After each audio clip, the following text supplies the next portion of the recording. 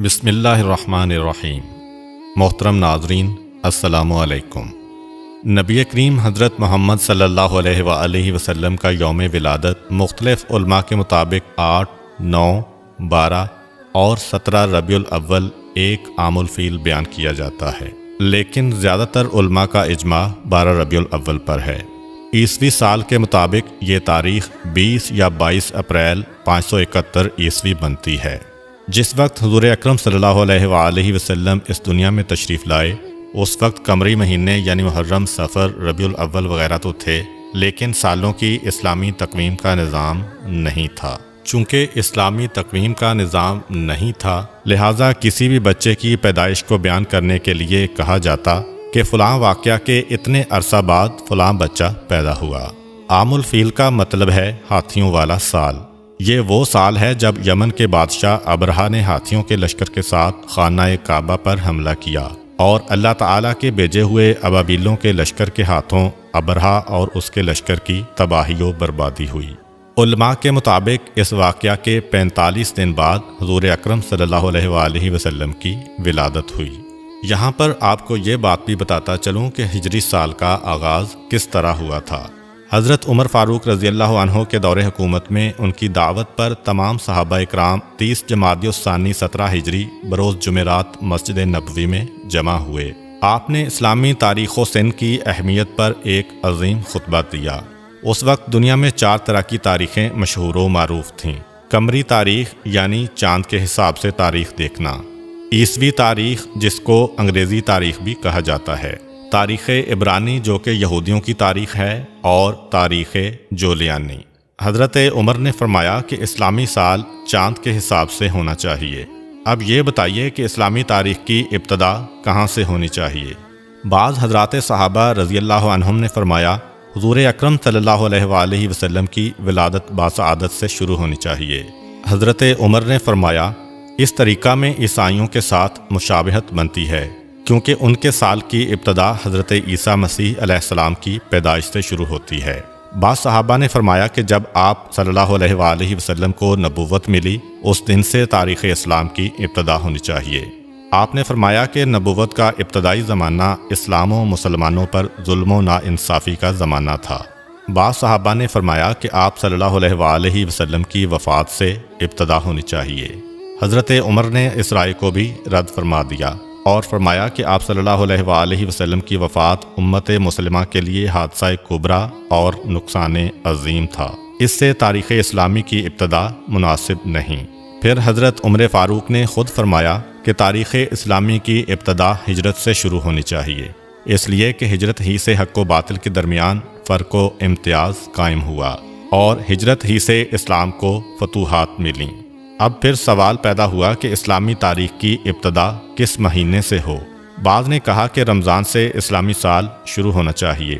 حضرت عثمان غنی رضی اللہ عنہ نے فرمایا جس مہینہ میں حضور صلی اللہ علیہ وآلہ وسلم نے ہجرت فرمائی، اسی مہینہ سے اسلامی سال شروع ہونا چاہیے۔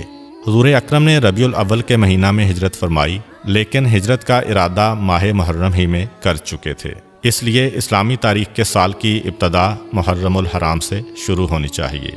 لہٰذا اسلامی سال کی ابتدا محرم الحرام سے ہونا طے پا گیا۔ چنانچہ اس طرح اسلامی سال کو ہجری سال کا نام دیا گیا، اور اس کو اردو میں ہے سے اور انگلش میں AH سے ظاہر کیا جاتا ہے۔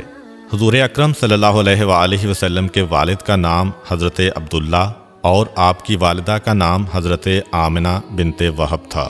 حضور اکرم کی ولادت سے پہلے ہی آپ صلی اللہ علیہ وآلہ وسلم کے والد حضرت عبداللہ کا انتقال ہو گیا تھا، اور آپ ابھی 6 سال کے تھے کہ آپ کی والدہ حضرت آمنہ بھی اس دنیا سے رخصت ہو گئیں۔ اس کے بعد 8 سال کی عمر تک آپ کی پرورش آپ کے دادا حضرت عبد المطلب نے کی۔ 8 سال کی عمر میں آپ کے سر سے دادا کا سایہ بھی چھن گیا، اور پھر 8 سال کی عمر سے لے کر جوانی تک آپ اپنے چچا حضرت ابو طالب کے زیر کفالت رہے۔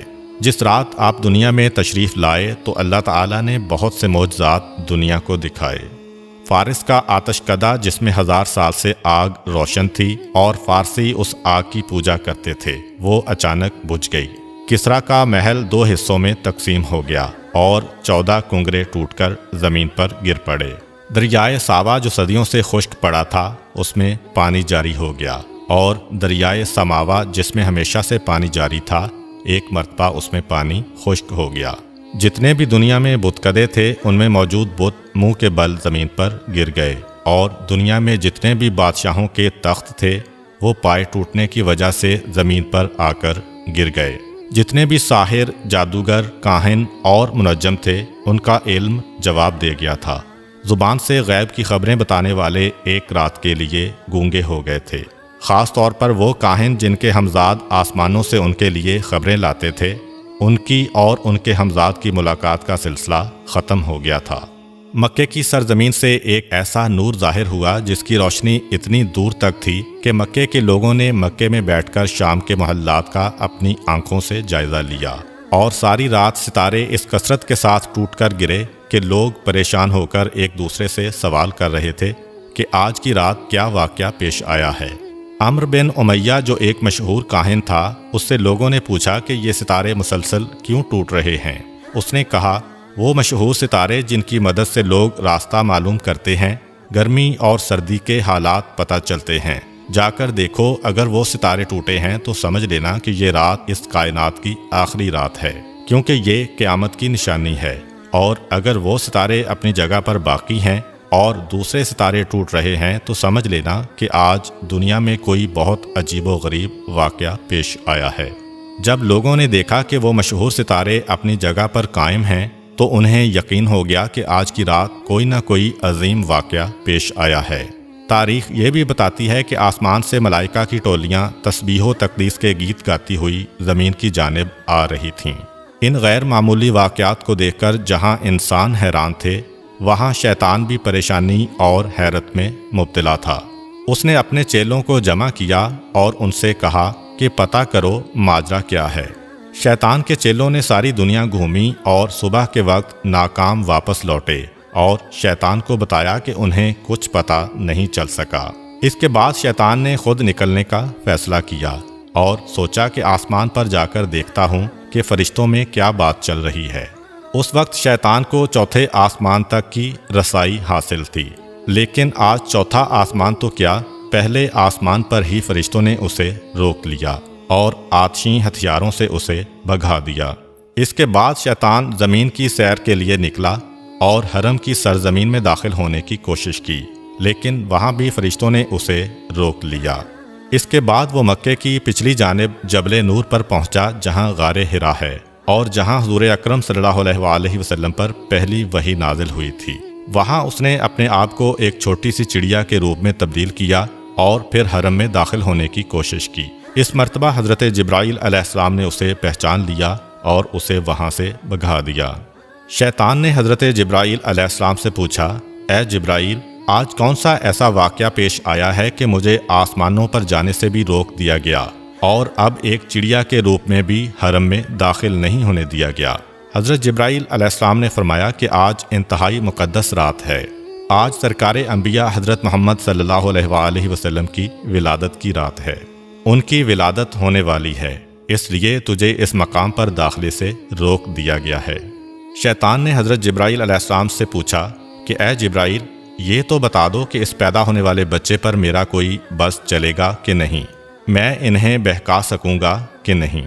حضرت جبرائیل علیہ السلام نے کہا کہ اس نور پر تمہارا کوئی بس نہیں چلے گا۔ پھر شیطان نے پوچھا کہ اے جبرائیل، کیا ان کا کلمہ پڑھنے والے میرے بہکاوے میں آ جائیں گے کہ نہیں؟ حضرت جبرائیل نے کہا، اے شیطان، رسول تو رسول، ان کے کلمہ پڑھنے والے پر بھی تمہارا بس نہیں چلے گا جب تک کہ اس کے دل میں اس دنیا کی محبت نہ پیدا ہو جائے۔ جب دنیا کی محبت پیدا ہو گئی تو شیطان اس کو اپنا غلام بنا لے گا۔ حضور اکرم صلی اللہ علیہ وآلہ وسلم کی والدہ جناب آمنہ کہتی ہیں کہ دوران حمل مجھے کبھی کوئی گرانی یا تکلیف محسوس نہیں ہوئی، اور نہ کبھی کوئی ایسا احساس ہوا جو پہلے بچے کی ولادت کے وقت عرب کی عام عورتیں بیان کیا کرتی تھیں۔ آپ فرماتی ہیں کہ میں اور فاطمہ بنت اسد کمرے میں بیٹھی تھیں کہ اچانک کمرے کی روشنی میں اضافہ ہونے لگا اور ایسا لگا کہ یہ کمرہ آنکھوں سے پوشیدہ ہوتا جا رہا ہے۔ جناب فاطمہ بنت اسد یہ منظر دیکھ کر گھبرا گئیں، اپنی جگہ سے اٹھیں کہ گھر کے مردوں کو جا کر بتائیں۔ حضرت ابو طالب کو آواز دی اور جو دیکھا تھا وہ بیان کیا۔ حضرت ابو طالب نے کہا، فاطمہ گھبراؤ نہیں، یہ سارا منظر اس نور کی وجہ سے ہے جو اس دنیا میں تشریف لانے والا ہے۔ حضرت آمنہ کہتی ہیں کہ ادھر حضرت فاطمہ بنت اسد باہر نکلیں، ادھر ایک سفید پرندہ نظر آنے لگا۔ عجیب بات یہ ہے کہ مکان کی چھت بھی غائب ہو گئی ہے اور ہر طرف اس قدر نور ہے کہ جس نے میرے ارد گرد کی تمام چیزوں کو پوشیدہ کر دیا ہے، اور اب میں گویا 7ویں آسمان تک کا مشاہدہ کر رہی ہوں۔ جناب آمنہ کہتی ہیں کہ اس وقت ایک سفید پرندہ آیا، اس نے اپنے جسم کو میری پیشانی سے مس کیا۔ جیسے ہی اس نے اپنا جسم میری پیشانی کے ساتھ مس کیا، میرے گرد جتنا نور تھا وہ سمٹ کر میری پیشانی میں جمع ہو گیا۔ جناب آمنہ نے آسمانوں کا نظارہ کر لیا اور اس کے بعد ان کو اپنا کمرہ دوبارہ نظر آنے لگا۔ جناب فاطمہ بنت اسد بھی اس وقت دوبارہ تشریف لا چکی تھیں۔ جناب آمنہ کہتی ہیں کہ اس وقت 4 عورتیں میرے پاس آئیں جن کے ہاتھ میں شیشے کے گلاس اور صراحیاں تھیں۔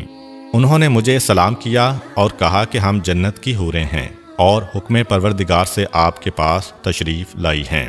یہ جنت کا شربت ہے، اسے نوش فرما لیں۔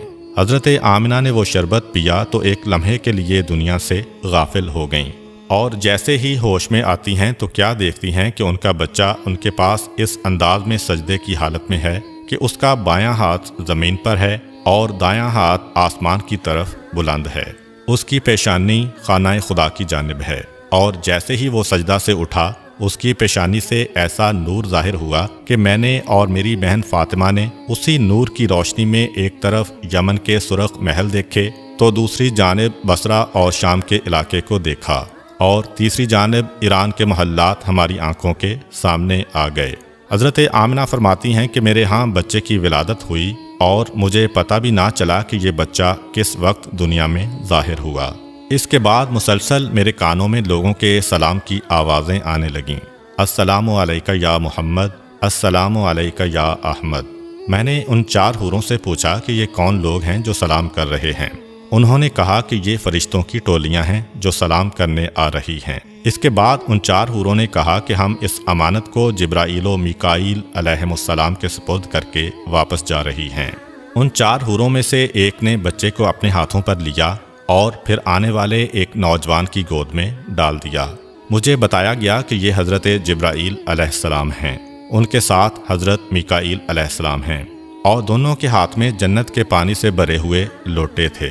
انہوں نے اس پانی کو بچے کے اوپر ڈالنا شروع کیا اور فرمایا، اے آمنہ، اس بچے کو اس پانی کی ضرورت نہیں ہے کیونکہ یہ پاک و پاکیزہ ہے، اسے غسل کرنے کی ضرورت نہیں ہے، مگر ہم نور و صفا میں زیادتی کے لیے اس پانی سے غسل دے رہے ہیں۔ جناب آمنہ کہتی ہیں کہ میں نے دیکھا کہ بچہ ختنہ شدہ ہے، ناف کٹی ہوئی ہے اور پاک و پاکیزہ ہے۔ حضرت جبرائیل و میکائیل علیہم السلام ابھی نہلا کے فارغ ہوئے تھے، اچانک آسمان سے ایک سفید رنگ کا بادل نمودار ہوا اور اس نے اس بچے کو چھپا لیا۔ اس کے بعد میرے کان میں کسی نے کہا کہ اسے لے جاؤ اور دنیا کے پہاڑ اور جنگل دکھاؤ، اور ہر ایک سے کہو کہ یہ تمہارا آقا اور سردار ہے، تمہیں اس کی اطاعت کرنا ہے۔ ایک لمحے بعد وہ بادل جس نے بچے کو پوشیدہ کیا ہوا تھا ہٹا، اور بچہ سبز رنگ کے ایک گہوارے میں لیٹا ہوا نظر آیا۔ مجھے نہیں پتا کہ یہ گہوارہ بھی کہاں سے آیا۔ بچے کے ہاتھ میں 3 چابیاں ہیں، اور کسی نے بآواز بلند کہا، اس میں سے ایک چابی فتح و نصرت کی ہے، دوسری چابی دنیا کے نفعات کی ہے، جو اس کے ساتھ چلے گا وہ نفع حاصل کرے گا، اور جو اس سے منہ موڑے گا وہ نقصان اٹھائے گا، تیسری چابی نبوت کی چابی ہے، پس نبوت کے سلسلے کو اس نے قفل لگا دیا، اس کے بعد کوئی نبی نہیں آئے گا۔ یکایک میں نے دیکھا کہ ایک دوسرا بادل نیچے آیا اور اس نے پھر اس بچے کو پوشیدہ کر دیا۔ پھر کسی نے میرے کان میں کہا، اسے لے جاؤ اور دنیا میں جتنے چرندے، پرندے، درندے، اولیاء اور نیک انسان ہیں ان سب کو اس کی پہچان کراؤ اور ان سے کہو کہ یہ تمہارے آقا و سردار ہیں، تمہیں اس کی اطاعت کرنا ہے۔ تھوڑی دیر بعد وہ بادل بھی ہٹ گیا اور میرا بچہ اسی انداز میں گہوارے میں لیٹا ہوا ہے، اور اب اس کے سرہانے 3 آدمی کھڑے ہیں۔ ان میں سے ایک کے ہاتھ میں شیشے کی بنی ہوئی ایک صراحی ہے، دوسرے کے ہاتھ میں موتیوں کا بنا ہوا ایک چوکور تشت ہے اور تیسرے کے ہاتھ میں ایک سفید رومال ہے۔ اسی وقت میری نگاہ میرے بچے کی جانب گئی تو میں نے دیکھا کہ میرے بچے کے دوسرے ہاتھ میں بھی ایک سفید رومال ہے، یعنی ایک ہاتھ میں 3 چابیاں ہیں اور دوسرے ہاتھ میں سفید رومال، اور کوئی کہہ رہا ہے کہ اب دنیا اس کے قبضے میں ہے، یہ دنیا میں جسے چاہے دنیا سے محروم کرے۔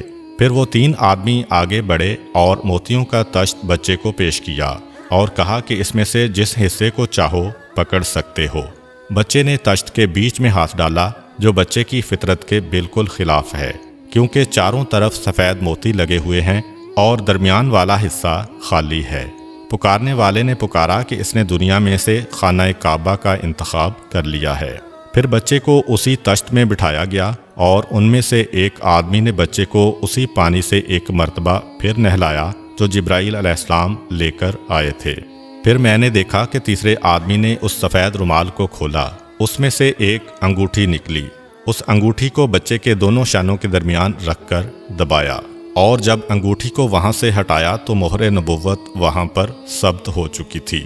اس وقت پکارنے والے نے پکارا کہ یہ رضوان جنت ہے جو اس وقت رسول کو غسل دینے کے لیے آیا تھا۔ یکا یک میں نے دیکھا کہ وہ تینوں اس مکان سے غائب ہو گئے۔ جناب آمنہ کہتی ہیں کہ اس دوران جب کہ میرے کمرے میں اس طرح کے معجزات پیش آ رہے تھے، مکے کی سرزمین پر بھی کچھ عجیب و غریب واقعات پیش آئے۔ صبح کا وقت ہے، مکے کے کافر اپنے گھروں میں آرام کر رہے ہیں اور حکم پروردگار سے جنت سے اس دنیا کے لیے 4 جھنڈے بھیجے گئے۔ پہلا جھنڈا کوہ کاف پہ لگایا گیا، دوسرا جھنڈا کوہ ابو قبیس پر لگایا گیا، تیسرا جھنڈا خانہ کعبہ کی چھت پر لگایا گیا اور چوتھا جھنڈا بیت المقدس پر لگایا گیا۔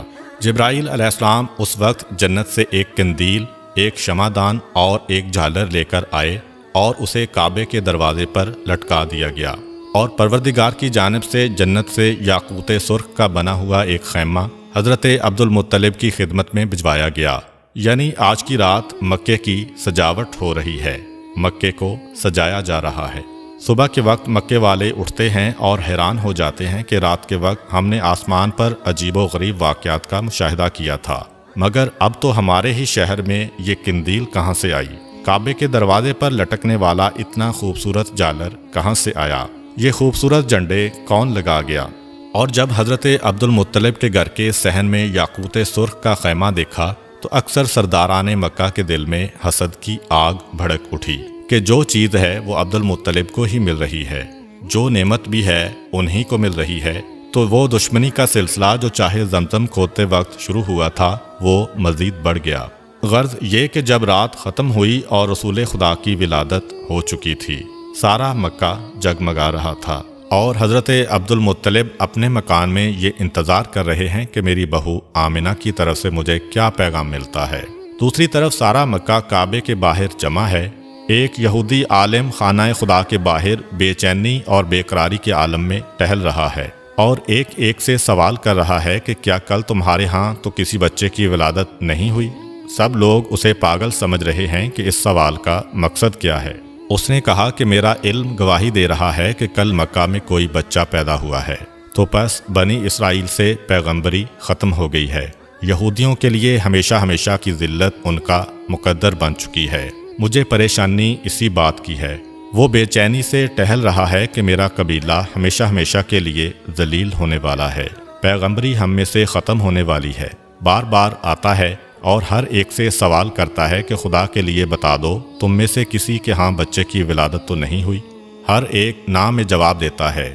آخر میں گھبرا کے کہتا ہے کہ کوئی یہاں آنے سے باقی تو نہیں بچا؟ لوگوں نے کہا کہ انتظار کرو، ابھی سردار مکہ آنے والے ہیں، جب وہ آئے تو ان سے سوال کرنا، باقی سب تو یہاں پہنچ چکے ہیں۔ یہودی عالم کو پتہ چلا کہ حضرت عبد المطلب کے ہاں پوتے کی پیدائش ہوئی ہے۔ بے چین ہو کر حضرت عبد المطلب کو کہتا ہے کہ ایک مرتبہ میں اس بچے کی زیارت کرنا چاہتا ہوں، تاکہ جس مقصد کے تحت میں اپنے وطن کو چھوڑ کر اتنے مہینوں سے مکے میں مقیم ہوں وہ پورا ہو جائے اور مجھے پتہ چل جائے کہ واقعاً وہی بچہ پیدا ہوا ہے کہ نہیں۔ جناب عبد المطلب اس عالم کی بے چینی کو دیکھتے ہوئے پیغمبر اسلام کو ایک گہوارے میں لے کے آتے ہیں۔ یہودی عالم کی نگاہ اس بچے پر پڑی اور بے اختیار چیخ ماری کہ یہی وہ بچہ ہے کہ جس کے بعد بنی اسرائیل کی بادشاہت ختم ہو گئی، بنی اسرائیل سے نبوت ختم ہو گئی۔ یہی وہ بچہ ہے جو ساری دنیا کا حکمران بنے گا، اور اس کی وجہ سے عرب اپنی سرزمین سے نکل کر ساری دنیا میں پھیلیں گے۔ مکے والے جو پہلے ہی حضرت عبد المطلب سے جلے بیٹھے تھے، جب انہوں نے دیکھا کہ جو کاہن آ رہا ہے انہی کے گھر میں آ رہا ہے، جو راہب آ رہا ہے انہی کو بشارت دے کے جا رہا ہے، جو جادوگر آ رہا ہے وہ انہی کی تلاش میں آ رہا ہے، اور ہر آنے والا کوئی خوشخبری دے کے جاتا ہے، کوئی پیشین گوئی کر کے جا رہا ہے، لوگوں کا جناب عبد المطلب اور اس بچے سے حسد بڑھتا جا رہا ہے کہ یہ کیسا بچہ ہے۔ مکے کی سرزمین پر سینکڑوں بچے پیدا ہوئے، مگر اس طرح تو کسی کو اعزاز نہیں ملا۔ یہ ابتدا ہی سے پیدا ہونے والا حسد آگے جا کر مذہبی مخالفت میں بدلا۔ یہودی عالم بے اختیار پکار اٹھا کہ میں نے اس بچے کو پہچان لیا ہے، میں اسی کی تلاش میں مکے آیا تھا۔ جناب عبد المطلب جو دین ابراہیمی پر ہیں اور سارے رازوں سے واقف ہیں، انہوں نے جب یہ جملہ سنا تو فوراً پیغمبر اسلام کو واپس گھر میں لے گئے اور انہیں پوشیدہ کر دیا۔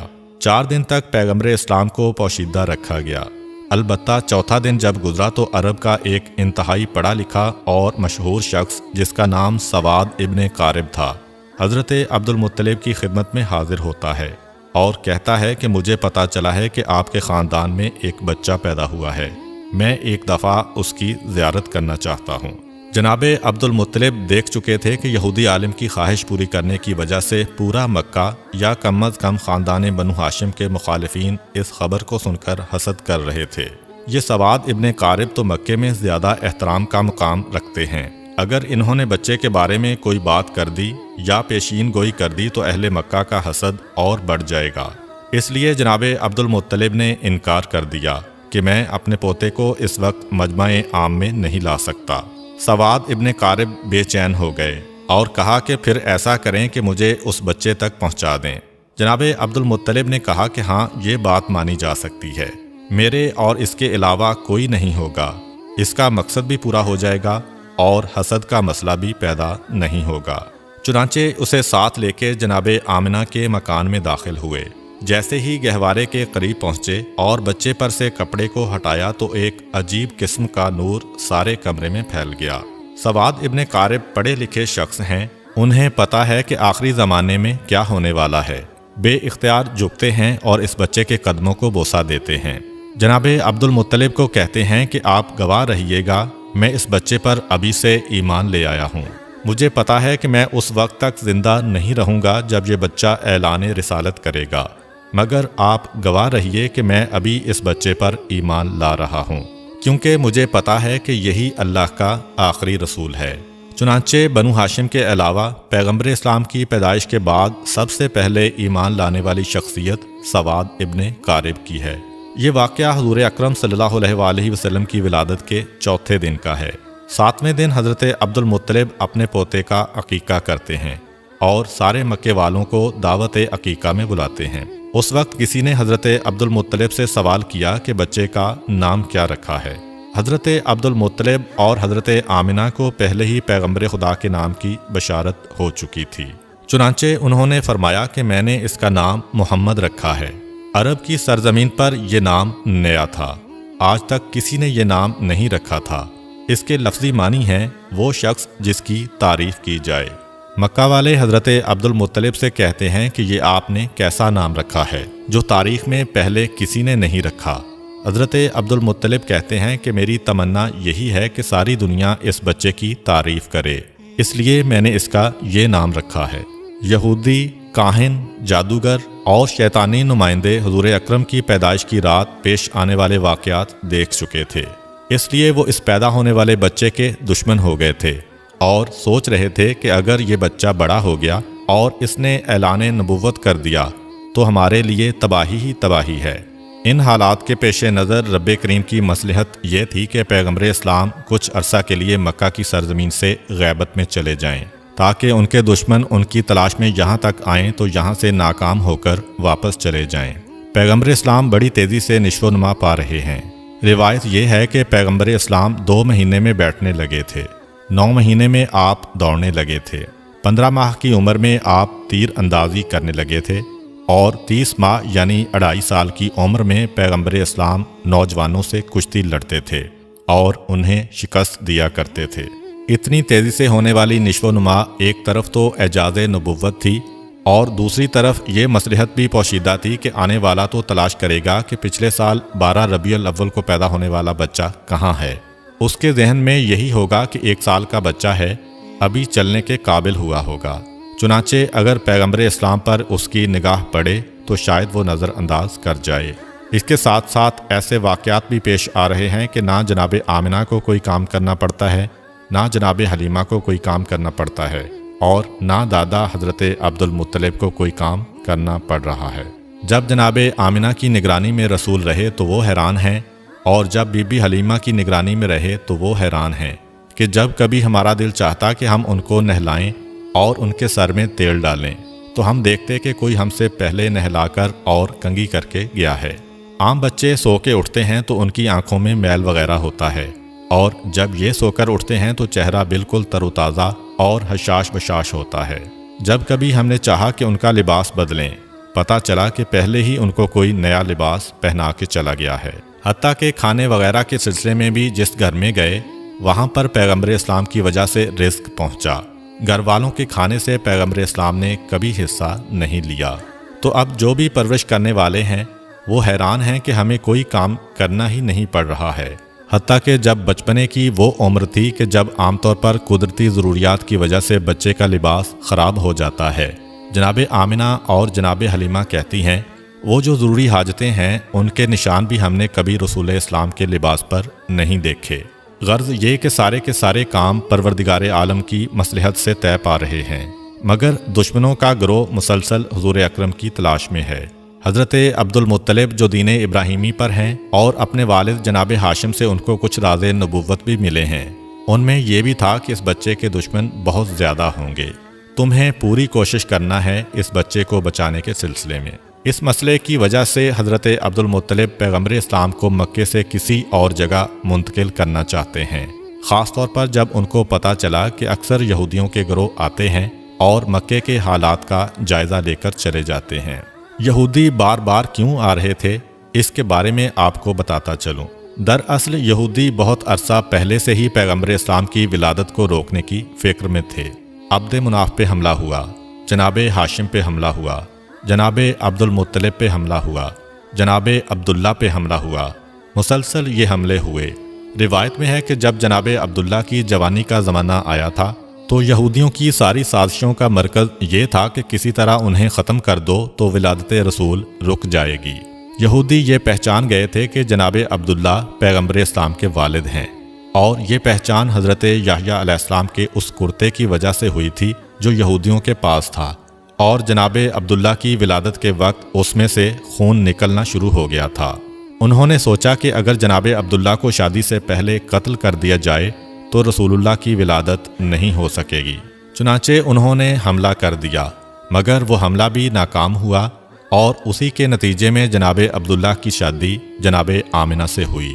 اب جناب آمنہ سے شادی کے بعد یہودی اور پریشان ہو گئے کہ اب کیا کیا جائے، کسی نہ کسی طریقے سے ولادت کے سلسلے کو روکنا ہے، اور اتفاق سے انہیں ایک موقع مل گیا۔ جناب عبداللہ کسی کام کے سلسلے میں مدینے جاتے ہیں، اور مدینہ یہودیوں کا گڑھ ہے۔ چنانچہ روایات سے پتہ چلتا ہے کہ مدینہ میں جناب عبداللہ پہ حملہ ہوا اور زہر کے ذریعے جناب عبداللہ کو شہید کیا گیا۔ اب یہودیوں کو ایک اطمینان تو ہو گیا کہ پیغمبر اسلام کے والد تو شہید ہو گئے، صرف ایک بات کا پتہ کرنا ہے کہ ان کے ہاں کوئی اولاد ہے یا نہیں۔ اگر یہ پتہ چل جائے کہ یہ بے اولاد تھے تو گھر میں جا کر اطمینان سے سونا، اور اگر یہ پتہ چلے کہ ان کے ہاں کوئی اولاد ہے تو پھر اس کے قتل کا انتظام کرنا ہوگا۔ یہودیوں کا ایک گروہ بنا، یہ لوگ خاص اس کام کے لیے مدینہ سے مکہ آئے۔ وہاں آ کر تحقیق کی تو اطمینان کا سانس لیا جب پتہ چلا کہ وہ لاولد تھے، ان کے ہاں کوئی اولاد نہیں تھی۔ چنانچہ بڑے اطمینان سے واپس مدینے گئے۔ مدینے پہنچ کر مدینہ سے لے کر شام تک جہاں جہاں یہودی پھیلے ہوئے تھے سب کو یہ خوشخبری پہنچا دی گئی کہ مبارک ہو، ہمارے لیے جو خطرہ تھا وہ خطرہ ٹل گیا ہے۔ حضرت یحییٰ علیہ السلام کے کرتے سے جو خون نکل رہا تھا اب وہ خون سوکھ گیا ہے، جس سے یہ یقین ہو گیا کہ پیغمبر کے والد کا انتقال ہو گیا ہے اور ان کے ہاں کوئی اولاد بھی نہیں ہے، جس کا مطلب یہ ہے کہ اب آخری رسول پیدا نہیں ہوں گے۔ یہ خوشخبری ساری دنیا یہود میں پھیلا دی گئی۔ مدینہ سے لے کر شام تک جشن منایا گیا اور یہودی بڑے مطمئن تھے، مگر ان سے ایک بنیادی غلطی یہ ہوئی کہ یہ تو معلوم کر لیا کہ پیغمبر اسلام اس دنیا میں نہیں آئے، یہ تو پتہ چلا لیا کہ عبداللہ کے ہاں کوئی اولاد نہیں تھی، مگر یہ معلوم کرنا بھول گئے کہ کیا ایسا تو نہیں ہے کہ جناب عبداللہ کی بیوی حضرت آمنہ حاملہ ہوں اور کچھ مہینے کے بعد بچہ پیدا ہو جائے۔ اس طرف ان کا خیال گیا ہی نہیں۔ یہ دیکھ کر مطمئن ہو کر گھر چلے گئے کہ عبداللہ کے ہاں کوئی اولاد نہیں ہے، لیکن جب 12 ربیع الاول کو عجیب و غریب واقعات پیش آئے، عوام کو اتنی معلومات نہیں ہے، لیکن یہودی علماء پریشان ہو کر بیٹھے ہیں، کیونکہ انہوں نے اپنی کتابوں میں پڑھا ہوا ہے کہ یہ سارے واقعات اس زمانے کے ہیں جب آخری رسول پیدا ہوگا۔ مگر یہ کیا ہوا؟ آخری رسول کیسے پیدا ہو گیا؟ کیونکہ آخری رسول کے والد کو ہم نے پورے یقین کے ساتھ قتل کیا کہ یہی رسول کے والد ہیں، اور حضرت یحییٰ کے کرتے نے بھی گواہی دی کہ یہی والد ہیں۔ یہ بھی ہم نے پتہ چلا لیا کہ ان کے ہاں کوئی اولاد نہیں ہے، پھر یہ رسول کہاں سے آ گئے؟ اب پریشان ہیں کیونکہ ان کی کتاب میں لکھا ہوا ہے کہ آخری رسول عبداللہ کے ہاں پیدا ہوں گے اور یہ عجیب و غریب واقعات پیش آئیں گے۔ اب حیران ہیں کہ عبداللہ کے ہاں تو رسول پیدا نہیں ہوئے، اور اگر کسی اور کے ہاں پیدا ہوئے ہیں تو یہ ہماری کتاب کے برعکس ہے۔ فوراً ایک گروہ بنایا گیا تاکہ وہ مکہ میں جا کر تحقیق کرے۔ جب یہ لوگ مکہ پہنچے تو اس وقت پیغمبر اسلام کو مکے سے حضرت حلیمہ سعدیہ کے مکان میں منتقل کیا جا چکا تھا، اور پیغمبر اسلام کی پیدائش کو 2 ماہ گزر چکے تھے۔ اب یہ یہودی پریشان ہو کر ڈھونڈ رہے ہیں کہ کون سا بچہ ایسا ہے جو 2 ماہ پہلے پیدا ہوا ہوگا، مگر کوئی ایسا بچہ نظر نہیں آ رہا۔ کسی سے پوچھ نہیں سکتے، کیونکہ مکے میں 2 مرتبہ یہودی سازش کر کے گئے ہیں۔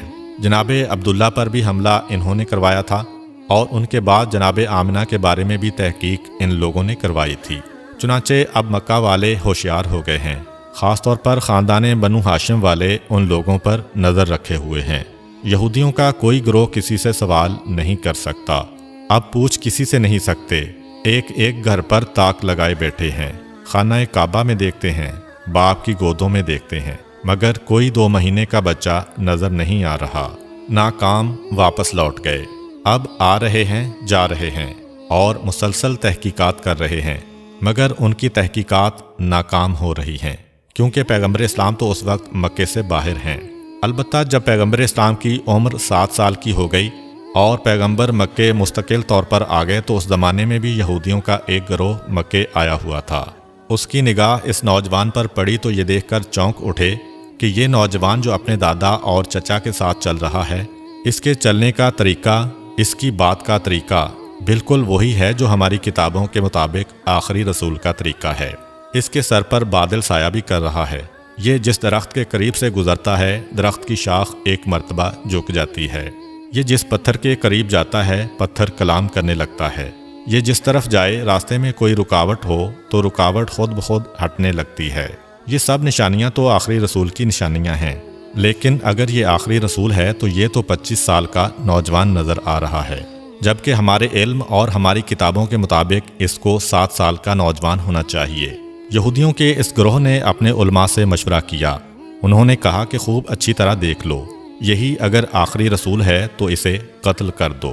یہودیوں کو یہ تو پتہ چل گیا کہ یہ بچہ عبد المطلب کے گھر میں پیدا ہوا، عبداللہ کا بیٹا ہے، لیکن ابھی دل میں ایک کھٹک ہے کہ جس طرح ہم پہلے غلطی کر گئے تھے اور اس بچے کے والد کو قتل کرنے اور اس کے ہاں اولاد کے نہ ہونے کا پتہ کر کے مطمئن ہو گئے تھے اور جشن منا لیا تھا، لیکن بعد میں پتہ چلا کہ ہم دھوکہ کھا گئے ہیں۔ ابھی بھی ایسا نہ ہو کہ ہم اس نوجوان کو قتل کر کے چلے جائیں اور ہم مطمئن ہو جائیں اور 20 سال بعد پتہ چلے کہ رسول تو ابھی زندہ ہے۔ اس لیے یہودی اس دفعہ 100% یقین کرنا چاہتے تھے کہ یہی نوجوان اللہ کا سچا پیغمبر ہے۔ یہودیوں نے اپنی کتاب میں پڑھا ہوا تھا اور ان کو اس بات کی معرفت تھی کہ جو بھی اللہ کا رسول ہوگا، چاہے پہلا ہو یا آخری، لقمہ حرام اس کے حلق سے نیچے نہیں اتر سکتا، بلکہ حلق تو کیا اس کے ہونٹوں کو بھی نہیں چھو سکتا۔ حرام کے علاوہ رزق مشتبہ یعنی ایسا رزق جس کا پتہ نہ ہو کہ حلال ہے یا حرام، وہ بھی رسول کے ہونٹ کو نہیں چھو سکتا۔ چنانچہ انہوں نے ایک بڑا عجیب منصوبہ بنایا۔ مکے میں ایک بیوہ عورت رہتی تھی جس کا نام زبیدہ تھا۔ اس نے ایک چھوٹا سا مرغی فارم بنایا ہوا تھا اور وہ مرغیوں کے انڈے بیچ کے گزارا کیا کرتی تھی، اور جو مرغی انڈے دینے کے قابل نہ رہتی اسے وہ ذبح کرنے کے لیے بیچا کرتی تھی۔ یہودیوں نے سوچا کہ یہ ایک ایسا امتحان ہے جس سے ہمیں یقین ہو سکتا ہے، چنانچہ رات کے وقت زبیدہ کے گھر میں نقب لگا کر کچھ مرغیاں چوری کر کے لائے، اور جو مرغیاں چرا کر لائے ان کے بارے میں دو نیتیں کیں۔ کچھ مرغیاں چوری کی نیت سے چرائیں اور کچھ کے بارے میں سوچا کہ ہم بعد میں ان کی قیمت زبیدہ کو ادا کر دیں گے۔ اب جو چوری کی نیت سے لیں وہ تو رزق حرام ہو گیا، جو اس نیت سے لیں کہ بعد میں پیسے دے دیں گے یہ رزق مشتبہ ہو گیا، کیونکہ پتہ نہیں زبیدہ راضی ہو کہ نہ ہو۔ خود سے دل میں فیصلہ کر کے کسی کی چیز اٹھا لینا اگر حرام کی منزل پر نہ ہو تو مشتبہ ضرور ہے۔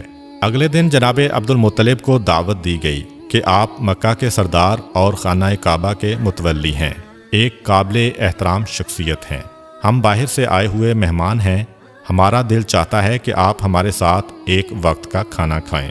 اسلام میں کسی کا تحفہ یا دعوت رد کرنے کی سخت ممانعت ہے، چنانچہ حضرت عبد المطلب نے دعوت قبول کر لی۔ یہودیوں کا اصل مقصد تو پیغمبر اسلام کا امتحان لینا تھا، اس لیے حضرت عبد المطلب سے کہنے لگے کہ آپ اکیلے دعوت میں نہیں آئیں گے بلکہ خاندان بنو ہاشم کے سارے مرد آئیں گے، خاص طور پر آپ کے سب بیٹے اور پوتے ضرور آئیں۔ حضرت عبد المطلب نے کہا کہ تم نہ بھی کہتے تو میری شرط یہی ہوتی، کیونکہ میں اپنے پوتے کے بغیر کسی دعوت میں شریک نہیں ہوتا۔ یہودیوں کے تو دل کی ہو گئی، چنانچہ کھانے کا انتظام کیا گیا۔ اب یہودیوں نے یہ ذہن میں رکھا کہ یہ حرام والی مرغی ہے، یہ مشتبہ والی مرغی ہے۔ دسترخوان لگا دیا گیا۔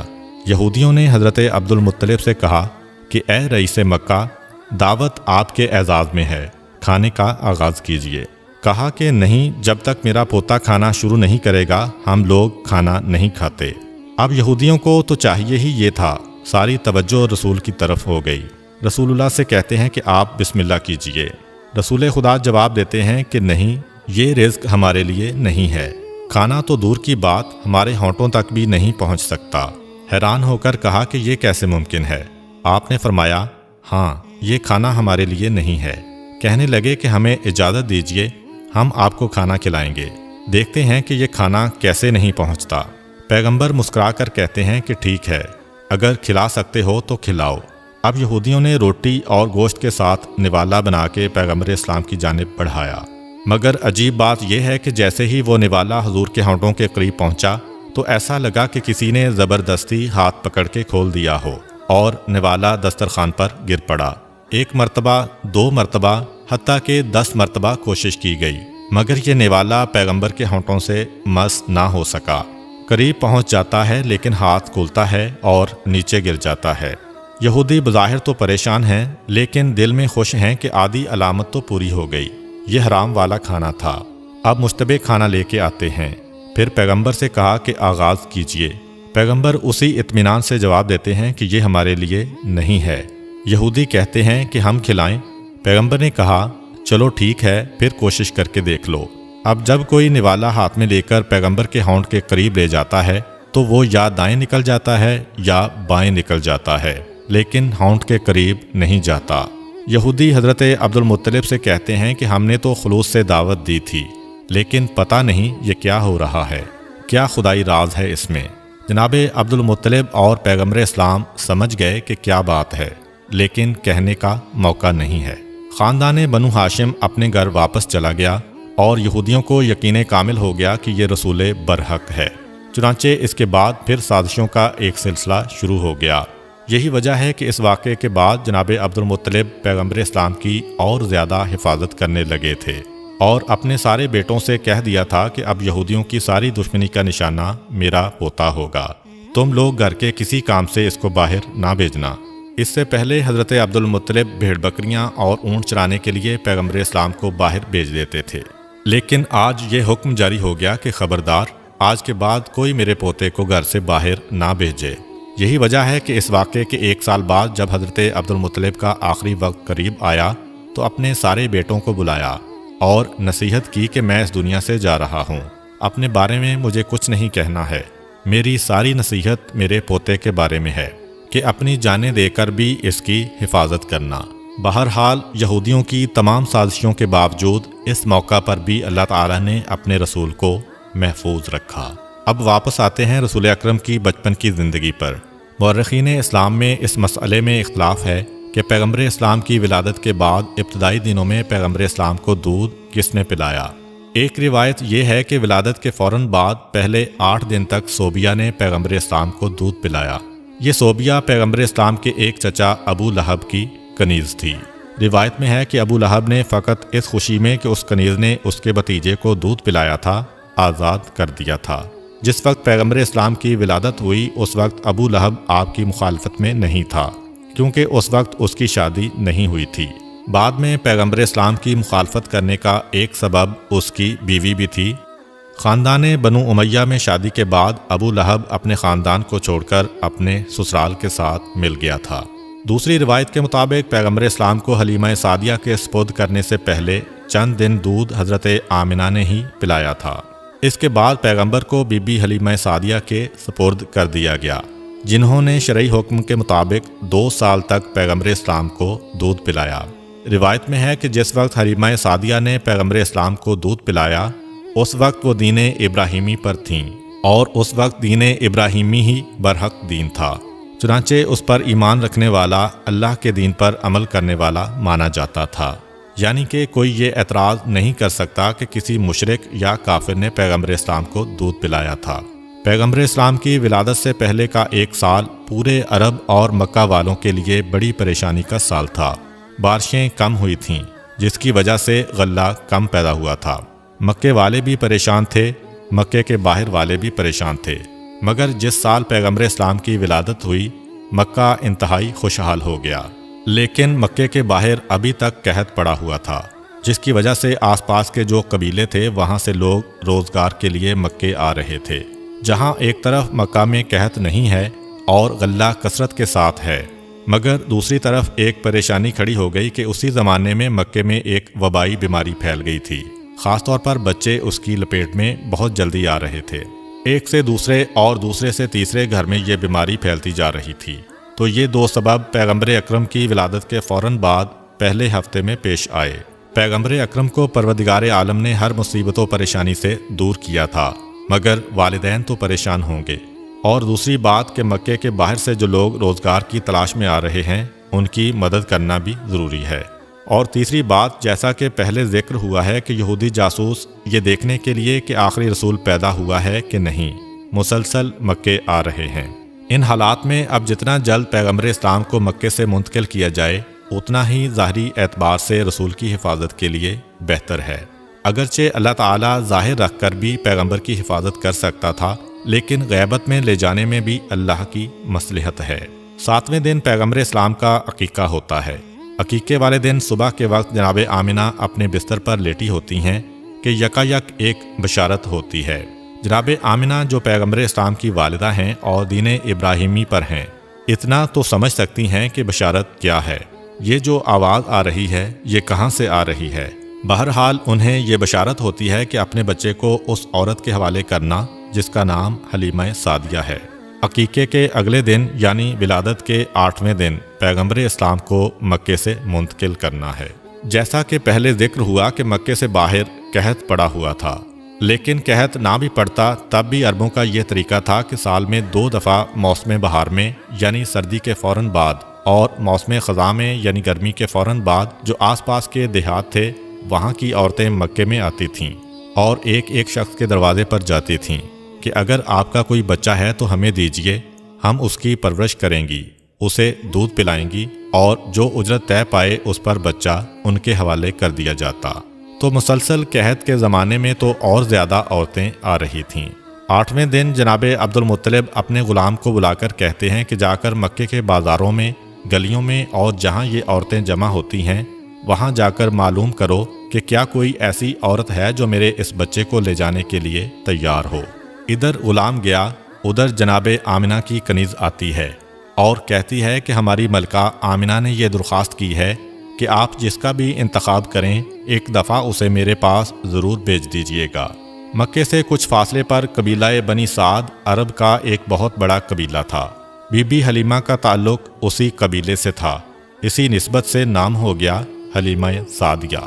جناب حلیمہ سعدیہ کہتی ہیں کہ ہم لوگ اپنے دستور کے مطابق سال میں 2 دفعہ مکے جاتے تھے اور جانے کے بعد وہاں کے صاحبان دولت اور جو سردار ہیں ان کے بچوں کو لے کر آتے تھے۔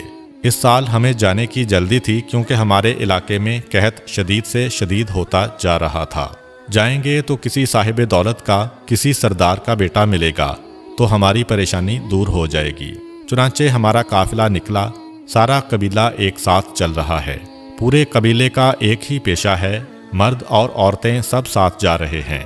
جناب حلیمہ سعدیہ کہتی ہیں کہ میں اس پورے سفر میں بے حد پریشان رہی، اس لیے کہ میں جس سواری پر سوار تھی وہ ایک گدھی تھی اور بیمار تھی، اس سے چلا نہیں جا رہا تھا، بڑی سست رفتاری سے چل رہی تھی۔ اب میں بھی شرمندہ کہ قبیلے والے میری وجہ سے پریشان ہیں۔ قبیلے والوں کے آپس میں ایسے تعلقات ہیں کہ کسی کو چھوڑ کر قبیلہ آگے بھی نہیں بڑھ سکتا۔ میرے سست جانور کی وجہ سے سارے قبیلے کو آہستہ آہستہ چلنا پڑ رہا ہے۔ اب اگرچہ کوئی زبان سے نہیں کہہ رہا، لیکن مجھے معلوم ہے کہ ان سب کو جلدی ہے کہ مکے جائیں اور پیسے لے کر آئیں تاکہ ان کی زندگی میں راحت و آسانی آئے۔ دوسرا میرا مسئلہ یہ تھا کہ قحط کی وجہ سے میرے پاس کھانے کے لیے تو کچھ تھا نہیں، اپنی غذا کے لیے فقط ایک اونٹنی تھی، اس کا دودھ نکال کے ہم لوگ پیا کرتے تھے۔ مگر آج کے دن اونٹنی بھی بیمار تھی اور اس کے پاس دودھ بھی زیادہ نہیں تھا۔ بہت تھوڑا سا دودھ جو ہم کبھی اس کے تھنوں سے نکالتے تھے وہ ہم سب استعمال کرتے تھے اور سب بھوکے رہ جاتے تھے۔ حالات ایسے ہیں کہ کوئی کسی سے کچھ مانگ بھی نہیں سکتا۔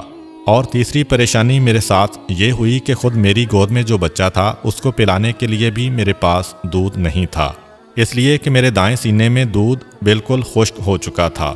بائیں سینے میں دودھ تھا مگر اتنا کم کہ میرا اپنا بچہ بھوکا رہ جاتا تھا۔ غذا بھی کم مل رہی ہے، ویسے بھی جناب حلیمہ کو اس وقت بیماری ہے۔ اب انتہائی پریشان کہ ہم چل تو رہے ہیں مگر ان ساری مصیبتوں کے ساتھ چل رہے ہیں، نتیجہ کیا ہوگا؟ خیر، آہستہ آہستہ چلتے ہوئے ہم مکہ میں داخل ہو گئے۔ مکے میں داخل ہونے کے بعد مجھے تو اپنی سواری کے جانور اور اپنی اونٹنی کی بھی فکر ہے، اور مجھے خود اپنی بھی فکر ہے کہ اگر میں نے کسی بچے کو گود لے بھی لیا تو لازمی طور پر دینے والا پہلی تحقیق یہی کرے گا کہ اس کے بچے کو پیٹ بھر کر غذا ملے گی یا نہیں۔ اور میری حالت ایسی ہے کہ میں اپنی اولاد کو بھی دودھ نہیں پلا پا رہی ہوں۔ میں انتہائی پریشان تھی، جس کی وجہ سے میں دوسری عورتوں کے ساتھ نہ جا سکی۔ پورا قبیلہ مکے میں ہے اور مجھے اطلاع ملی کہ مکے کے اندر جتنے بھی مالدار آدمی ہیں، جتنے بھی صاحب حیثیت آدمی ہیں، ان سب کے بچے تو دوسری عورتوں نے لے لیے اور مجھے کہیں سے کوئی بچہ نہ مل سکا۔ اب میں انتہائی پریشان کہ کیا کروں۔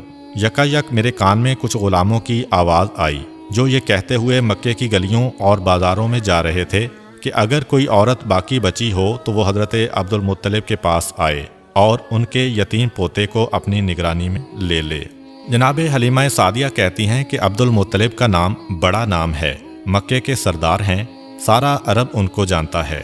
حیران ہیں کہ پھر ایسی کیا وجہ ہے کہ اس بچے کو کوئی گود میں لینے والا نہیں ہے اور غلاموں کو آواز لگانا پڑ رہی ہے، پھر بھی کوئی تیار نہیں ہو رہا۔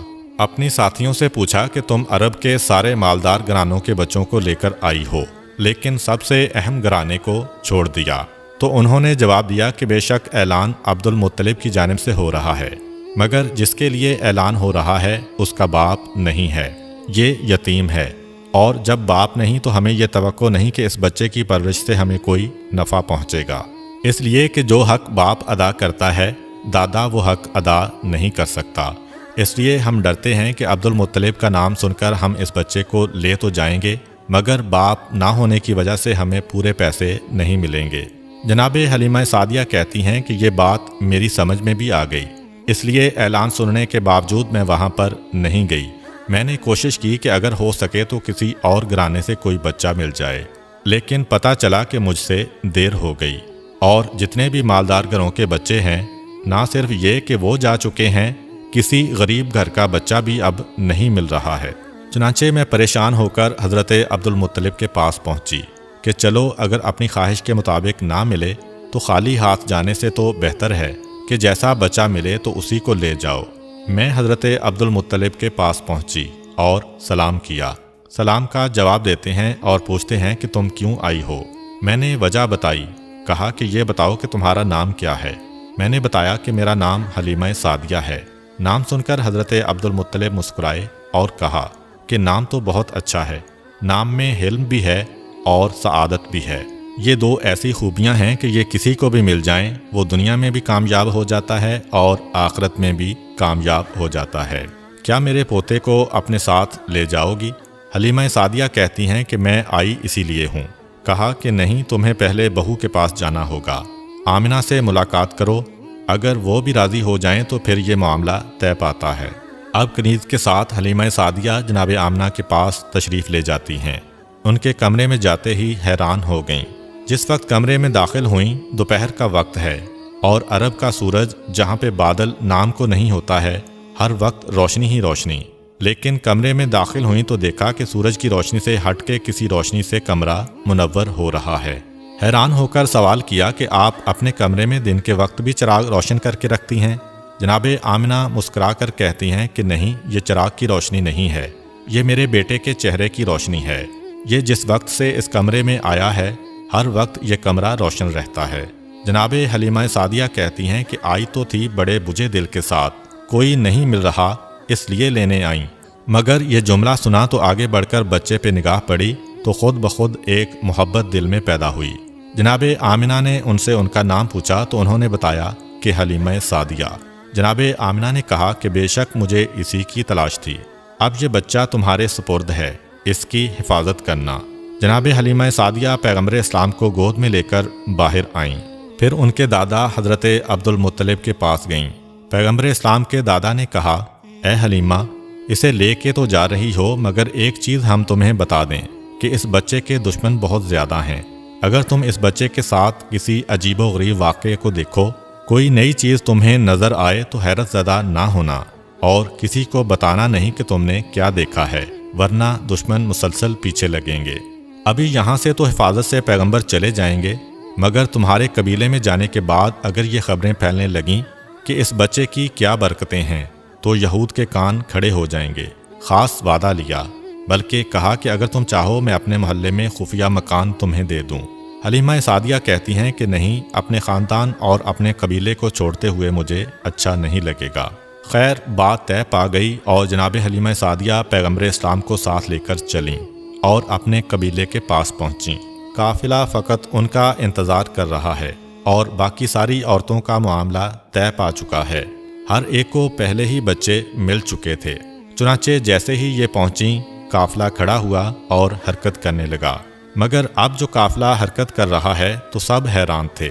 آتے وقت حلیمہ سعدیہ کو دیکھ کر سب پریشان تھے، جاتے وقت حلیمہ کو دیکھ کر سب حیران ہیں کہ ان کی سواری وہ گدھی جو بیماری کے عالم میں تھی اور چلا نہیں جا رہا تھا، اب واپسی پہ اتنی تیز رفتاری سے چل رہی ہے کہ تیز ترین گھوڑا بھی اس رفتار سے نہیں چلتا۔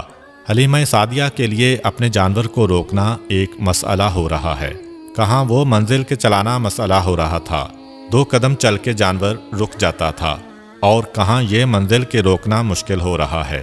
حلیمہ سعدیہ یہ دیکھ کر حیران و پریشان کہ یہ تھوڑی سی دیر میں کیا معجزہ پیش آ گیا، اور پھر جب دوپہر کے وقت کھانے کا وقت آیا تو یہ دیکھ کر حیران ہو گئیں کہ میری اونٹنی جس کے تھنوں میں اتنا دودھ نہیں آتا تھا کہ ایک آدمی پیٹ بھر کے اسے پی سکے، اس وقت اتنا دودھ ہے کہ سارے قبیلے میں پیش کیا جا رہا ہے اور ختم نہیں ہو رہا ہے۔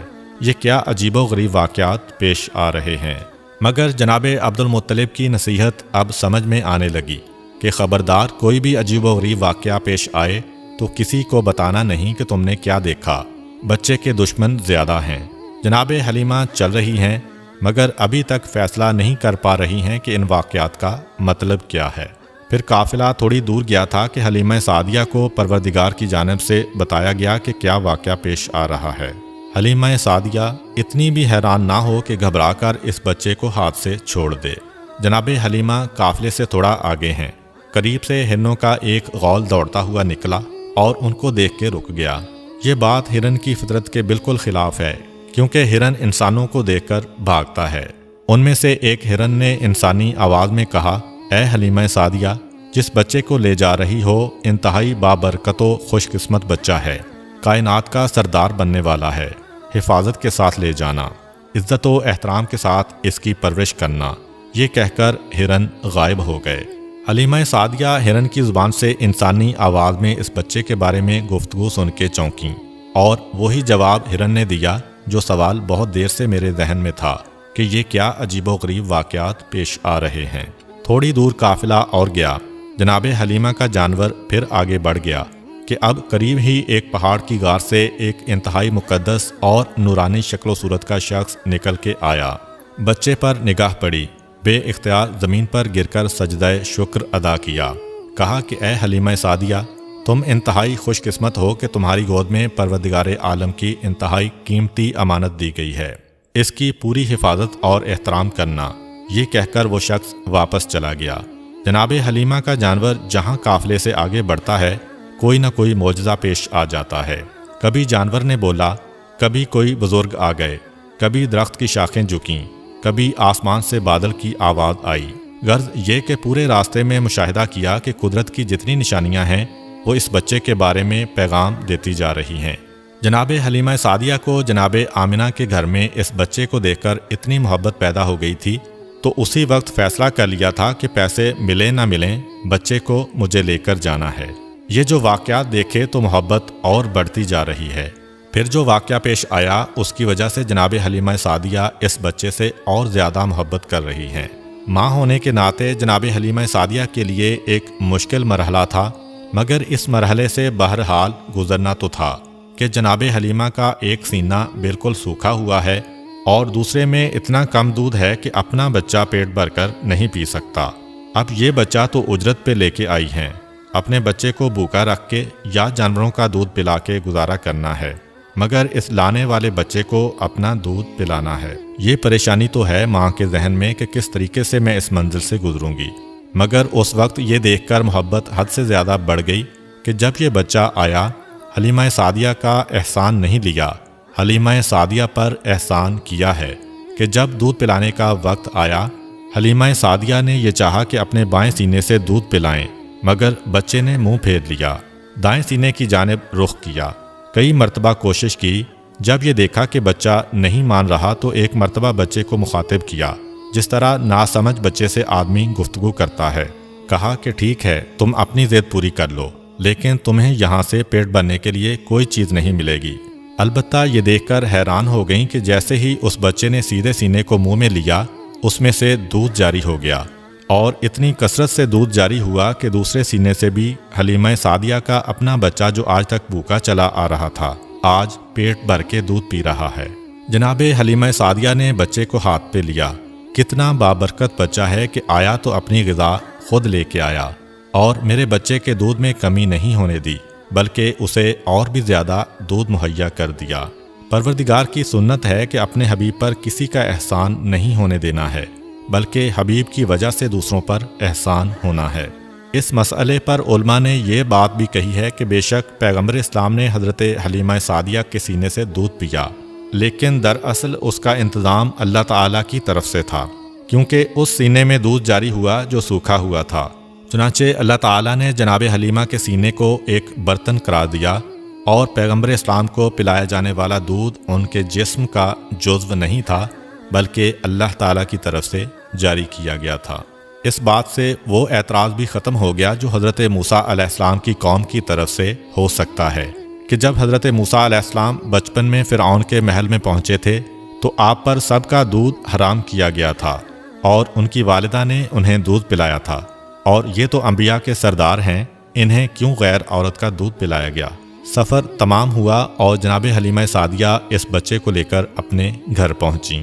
تاریخ میں لکھا ہے کہ جب بچے کو گھر میں لٹایا گیا تو جناب حلیمہ کی سواری وہ گدی 3 مرتبہ بستر رسول کے گرد طواف کرتی ہے، اور پھر پیشانی کو زمین پہ رکھ کر انسانی آواز میں کہتی ہے کہ اے سردار انبیاء، میں آپ کی احسان مند ہوں کہ آپ کی وجہ سے میری بیماری ختم ہو گئی۔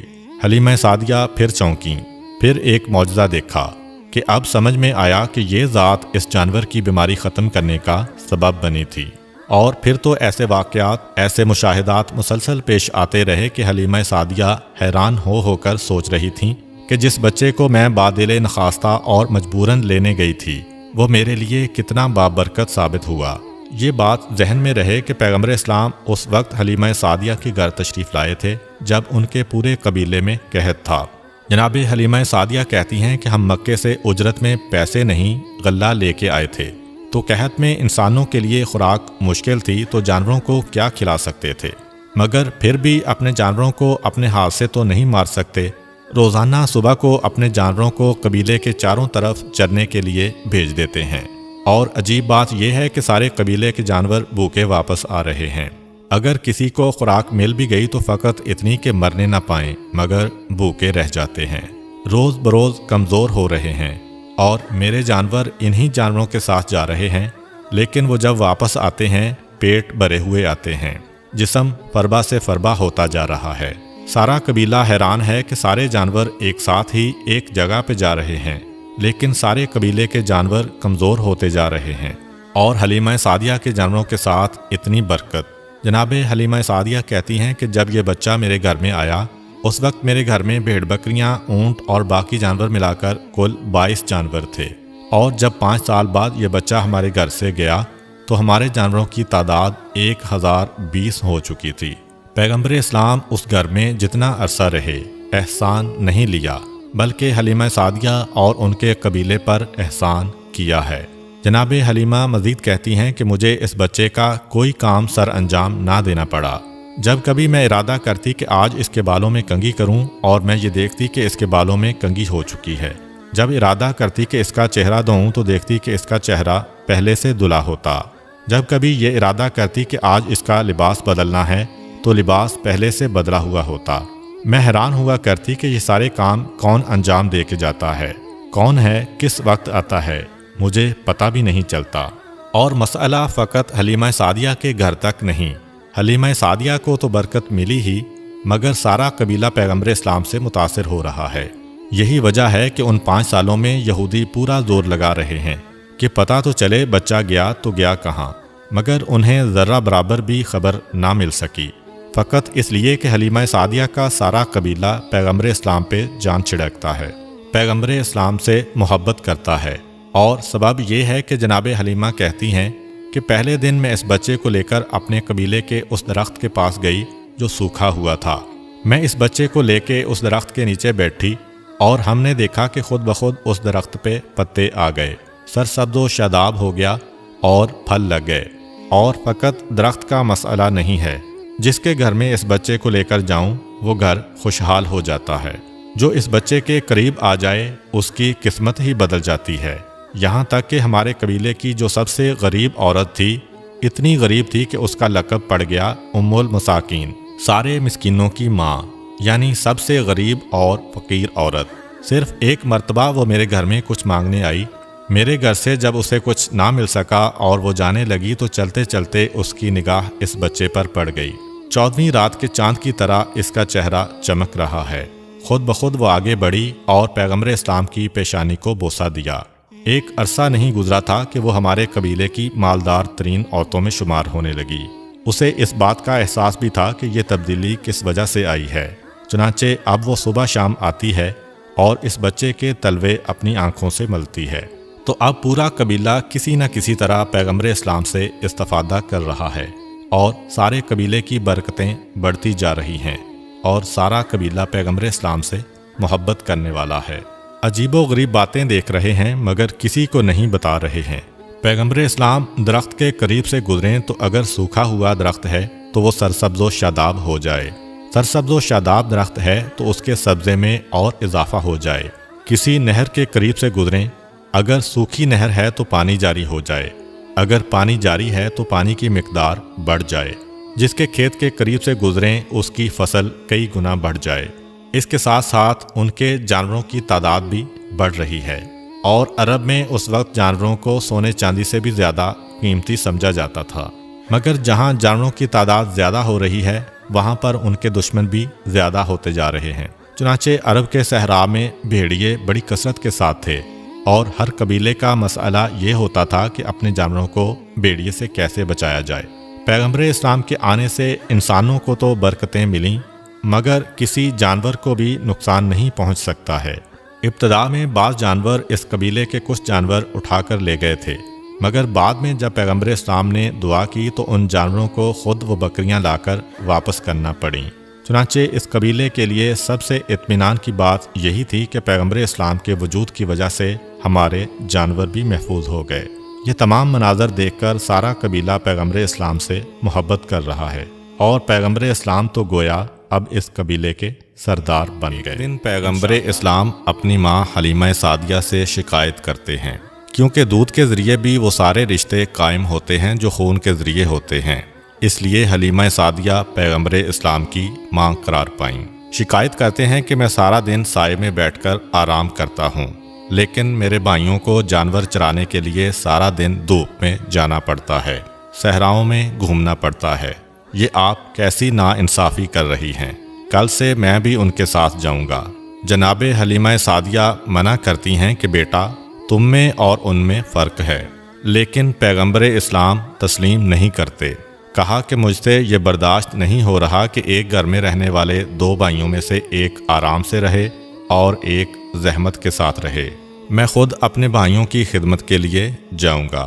حلیمہ سعدیہ نے منع کرنا چاہا، کیونکہ فقط حلیمہ کے گھر کی ہی بات نہیں ہے، اب تو سارے قبیلے کی عزت کا معاملہ ہے، سارا قبیلہ احترام کرتا ہے۔ اگر لوگوں نے پلٹ کر مجھ سے پوچھ لیا کہ حلیمہ جو سارے قبیلے کے لیے برکت لے کر آیا، تم اسے ہی اپنے گھر کے کام کے لیے بھیج رہی ہو، تو میں کیا جواب دوں گی؟ مگر پیغمبر نے اتنا اصرار کیا کہ حلیمہ سعدیہ مجبور ہو گئیں، اور اگلے دن سے پیغمبر اسلام نے آقا کی حیثیت کے بجائے برابر کے ساتھی کی حیثیت سے اپنے بھائیوں کے ساتھ جانا شروع کر دیا۔ ایک مرتبہ جب آپ ان کے ساتھ بکریاں چرانے گئے تو وہ یہ دیکھ کر گھبرا گئے کہ قریب کی پہاڑی سے دو نوجوان اتر کر آئے، ہمارے بھائی کے قریب آئے، بازوؤں سے انہیں تھاما اور لے کر پہاڑی پر جا کر غائب ہو گئے۔ چیختے ہوئے اور فریاد کرتے ہوئے قبیلے میں آئے۔ ماں سے کہا، غضب ہو گیا، جو ہمارے بھائی ہیں جنہیں آپ مکہ سے لے کے آئی ہیں، پتہ نہیں کون سے دو آدمی آئے اور انہیں لے کر فرار اختیار کر گئے۔ حلیمہ سعدیہ کو حضرت عبد المطلب کی یہ پیشین گوئی یاد ہے کہ دیکھو اس بچے کی حفاظت کرنا، دشمن مسلسل اس کے پیچھے لگے ہیں۔ گھبرا گئیں، سارے قبیلے میں فریاد کی۔ قبیلے کے مرد و زن دوڑتے ہوئے آئے، اس پہاڑی پر چڑھنے لگے جہاں کا اشارہ کیا تھا، تو یہ دیکھ کر حیران ہو گئے کہ پہاڑی پر وہ بچہ بڑے آرام کے ساتھ اس انداز میں لیٹا ہوا ہے کہ سر پہ تاج ہے، جسم پہ شاہی لباس ہے۔ دو نوجوان دائیں بائیں بیٹھے ہوئے جسم دبا رہے ہیں، اور ایسا لگ رہا ہے کہ غلام آقا کے سامنے بیٹھے ہیں۔ سامنے سارے ہجوم کو آتے ہوئے دیکھا، ایک لمحے میں وہ لوگ غائب ہو گئے۔ پیغمبر اسلام مسکراتے ہوئے کھڑے ہوئے، جناب حلیمہ سعدیہ سے کہا کہ مادر گرامی، آپ کو پریشان ہونے کی ضرورت نہیں ہے، پروردگار عالم کی جانب سے یہ میرے محافظ تھے جو ہر لمحے میرے ساتھ رہتے ہیں، ان کے ہوتے ہوئے کوئی مجھے نقصان نہیں پہنچا سکتا۔ اب حلیمہ سعدیہ کو کچھ اطمینان ہوا۔ اس کے بعد بھی 3 مرتبہ پیغمبر اسلام اس طرح غائب ہو گئے تھے، لیکن اب حلیمہ سعدیہ کو اطمینان ہوتا تھا۔ 2 سال کا عرصہ گزر جانے کے بعد حلیمہ سعدیہ پیغمبر اسلام کو لے کر ان کے دادا سے ملانے آتی ہیں۔ ابھی مکے کے قریب پہنچی تھیں، کسی کام کے سلسلے میں خیمے سے باہر آتی ہیں۔ یکا یک اندھیرا سا چھایا، اور پھر حلیمہ سعدیہ واپس جو آئیں تو یہ دیکھا کہ بچہ غائب ہے۔ حلیمہ سعدیہ تو پریشان ہو گئیں، مگر وہاں حضرت عبد المطلب خانہ خدا کے قریب بیٹھے ہیں، مسند بچھی ہوئی ہے۔ یکا یک کان میں آواز آئی کہ آپ کا پوتا جو حلیمہ کے پاس تھا وہاں سے کھو گیا ہے۔ بس اتنا سننا تھا کہ بے چین ہو کر حضرت عبد المطلب کھڑے ہو گئے، تلوار کو نیام سے نکالا، کعبے کے پردے کو تھاما اور آواز دی کہ اگر میرا بچہ نہ ملا تو میں 1000 عربوں اور 100 قریشیوں کو قتل کروں گا۔ پھر پردہ پکڑ کے کہتے ہیں، پروردگارا، میں نے اپنے پوتے کو تیری حفاظت میں دیا تھا، تو ہی اس کی حفاظت کرنے والا ہے۔ یکا یک ایک اور آواز آتی ہے، اے عبد المطلب، گھبرانے کی ضرورت نہیں ہے، پروردگار عالم نے تمہارے بچے کو محفوظ رکھا ہے۔ اور مکے کے قریب فلاں صحرا کے فلاں مقام پر جاؤ، وہاں تمہارا بچہ تم کو مل جائے گا۔ جناب عبد المطلب ننگی تلوار لے کے سواری کا جانور منگوا چکے ہیں، اس پر سوار ہو کر چلے اور مقررہ مقام پر پہنچے، اور یہ دیکھ کر حیران رہ گئے کہ صحرا میں ببول کا درخت لگا ہے، لیکن اس میں تازہ کھجوریں لٹک رہی ہیں۔ پیغمبر اسلام ان کھجوروں کو توڑ کے کھا رہے ہیں، اور دائیں بائیں دو انتہائی خوبصورت نوجوان کھڑے ہیں۔ حضرت عبد المطلب نے اندازے سے پہچان لیا کہ یہ میرا پوتا ہے، کیونکہ 8 دن کی عمر سے آج تک یعنی 2 سال کی عمر تک اپنے پوتے کو نہیں دیکھا تھا۔ قریب پہنچے اور پیغمبر سے پوچھا کہ تم کون ہو؟ حضرت عبد المطلب خود تو جانتے ہیں، لیکن ساتھ والوں کو بتانا مقصود تھا۔ پیغمبر نے اپنا سارا شجرہ نسب بتا دیا۔ میں محمد ابن عبداللہ ابن عبد المطلب ابن ہاشم ہوں، یہاں تک کہ حضرت آدم تک اپنا پورا شجرہ بتایا۔ سوال کیا کہ یہ نوجوان تمہارے ساتھ کون ہے؟ کہا یہ جبرائیل ہیں، یہ میکائیل ہیں، ہر وقت میری حفاظت کرتے رہتے ہیں۔ عبد المطلب نے کہا بیٹا میں تمہیں لینے آیا ہوں۔ کہا کہ میں تو خود آپ کا انتظار کر رہا تھا۔ جناب عبد المطلب اپنے ساتھ اپنے پوتے کو لے کر چلے، مکہ میں داخل ہوئے۔ اب تاریخ یہ بتاتی ہے کہ 8ویں دن کے بعد سے اب تک اپنی ماں کو بھی نہیں دیکھا، لیکن سیدھا اپنی ماں جناب آمنہ کے مکان میں داخل ہوئے۔ قریش کی ساری عورتیں جمع ہیں، جناب آمنہ رو رہی ہیں اور انہیں تسلی دی جا رہی ہے، کیونکہ جناب آمنہ کو صرف یہ خبر ملی تھی کہ آپ کا لخت جگر صحرا میں کھو گیا ہے۔ پیغمبر اسلام بالکل اس طرح سے کہ جیسے پہچانتے ہوں کہ میری ماں کون ہے، عورتوں کے ہجوم میں داخل ہوئے اور سیدھے اپنی ماں کی گود میں جا کے بیٹھ گئے۔ ساری عورتیں حیران و پریشان ہیں کہ جس نے 8 دن کے بعد سے اپنی ماں کو نہیں دیکھا، مگر کس انداز سے اور کس یقین کے ساتھ اپنی ماں کی گود میں پہنچا ہے۔ جناب عبد المطلب نے حلیمہ سعدیہ کو بلایا کہ دیکھو تمہیں اس کی حفاظت اور بڑھا دینا ہے۔ یہ اس لیے ہے کہ آج مکہ میں بعض یہودی آئے ہوئے ہیں، اگر یہ واقعہ انہوں نے دیکھ لیا تو انہیں پتہ چل جائے گا کہ یہ بچہ کہاں ہے۔ حلیمہ سعدیہ نے وعدہ کیا کہ اپنی جان سے زیادہ اس بچے کی حفاظت کروں گی۔ پیغمبر کو لے کر واپس اپنے قبیلے میں گئیں، یہاں تک کہ 5 سال گزر گئے۔ اب حلیمہ سعدیہ پیغمبر اسلام کو لے کے آتی ہیں۔ معاہدے کی میعاد پوری ہو چکی ہے۔ خود جناب عبد المطلب اور جناب آمنہ بھی اپنے لال کے فراق میں تڑپ رہے ہیں۔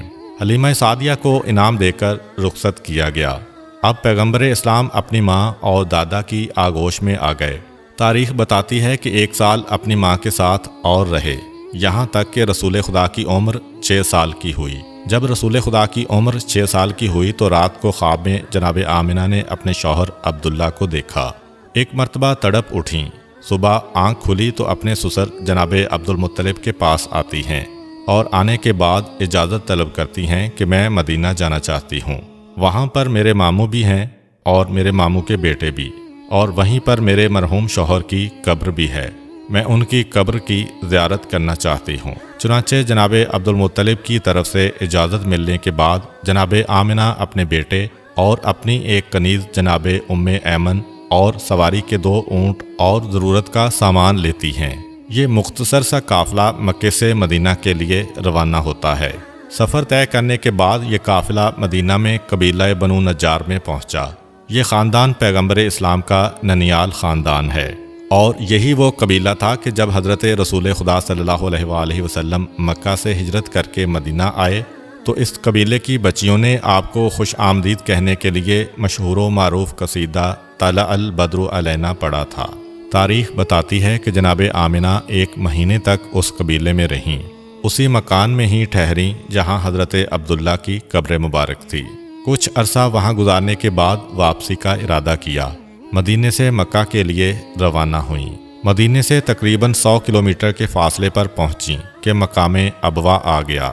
یہی وہ مقام ہے جہاں حضرت آمنہ اتنی بیمار ہو گئیں کہ آگے سفر کرنے کی ہمت نہ رہی۔ مختصر سا قافلہ روکا گیا۔ جناب آمنہ کی بیماری بڑھتی جا رہی تھی، یہاں تک کہ جناب آمنہ کا یہیں پر انتقال ہو گیا۔ 6 سال کی عمر میں پیغمبر اسلام کو باپ کے بعد ماں کی جدائی کا صدمہ بھی برداشت کرنا پڑا۔ جناب آمنہ کو بڑے احترام کے ساتھ اس مقام پر دفن کیا گیا۔ اور جناب ام ایمن 6 سال کے اس بچے کو اپنی گود میں لے کر مکے کی جانب واپس چلیں۔ تاریخ کہتی ہے کہ پیغمبر اسلام کو اپنی والدہ اور ان کی قبر ہمیشہ یاد رہی، اسی لیے جب صلح حدیبیہ کے لیے پیغمبر اسلام مکہ جا رہے تھے تو اس وقت اسی مقام ابوا کے قریب سے گزر ہوا۔ چنانچہ وہاں سے گزرتے ہوئے پیغمبر اسلام نے کہا کہ قافلے کا رخ موڑا جائے، مجھے اپنی ماں کی یاد آ رہی ہے، میں اپنی ماں کی قبر کی زیارت کرنا چاہتا ہوں۔ پیغمبر اسلام اپنی ماں کی قبر پر پہنچتے ہیں اور زاروں قطار روتے ہیں۔ بہرحال جناب ام ایمن 6 سال کے اس بچے کو لے کر مکہ پہنچیں اور ان کو ان کے دادا حضرت عبد المطلب کے سپرد کیا۔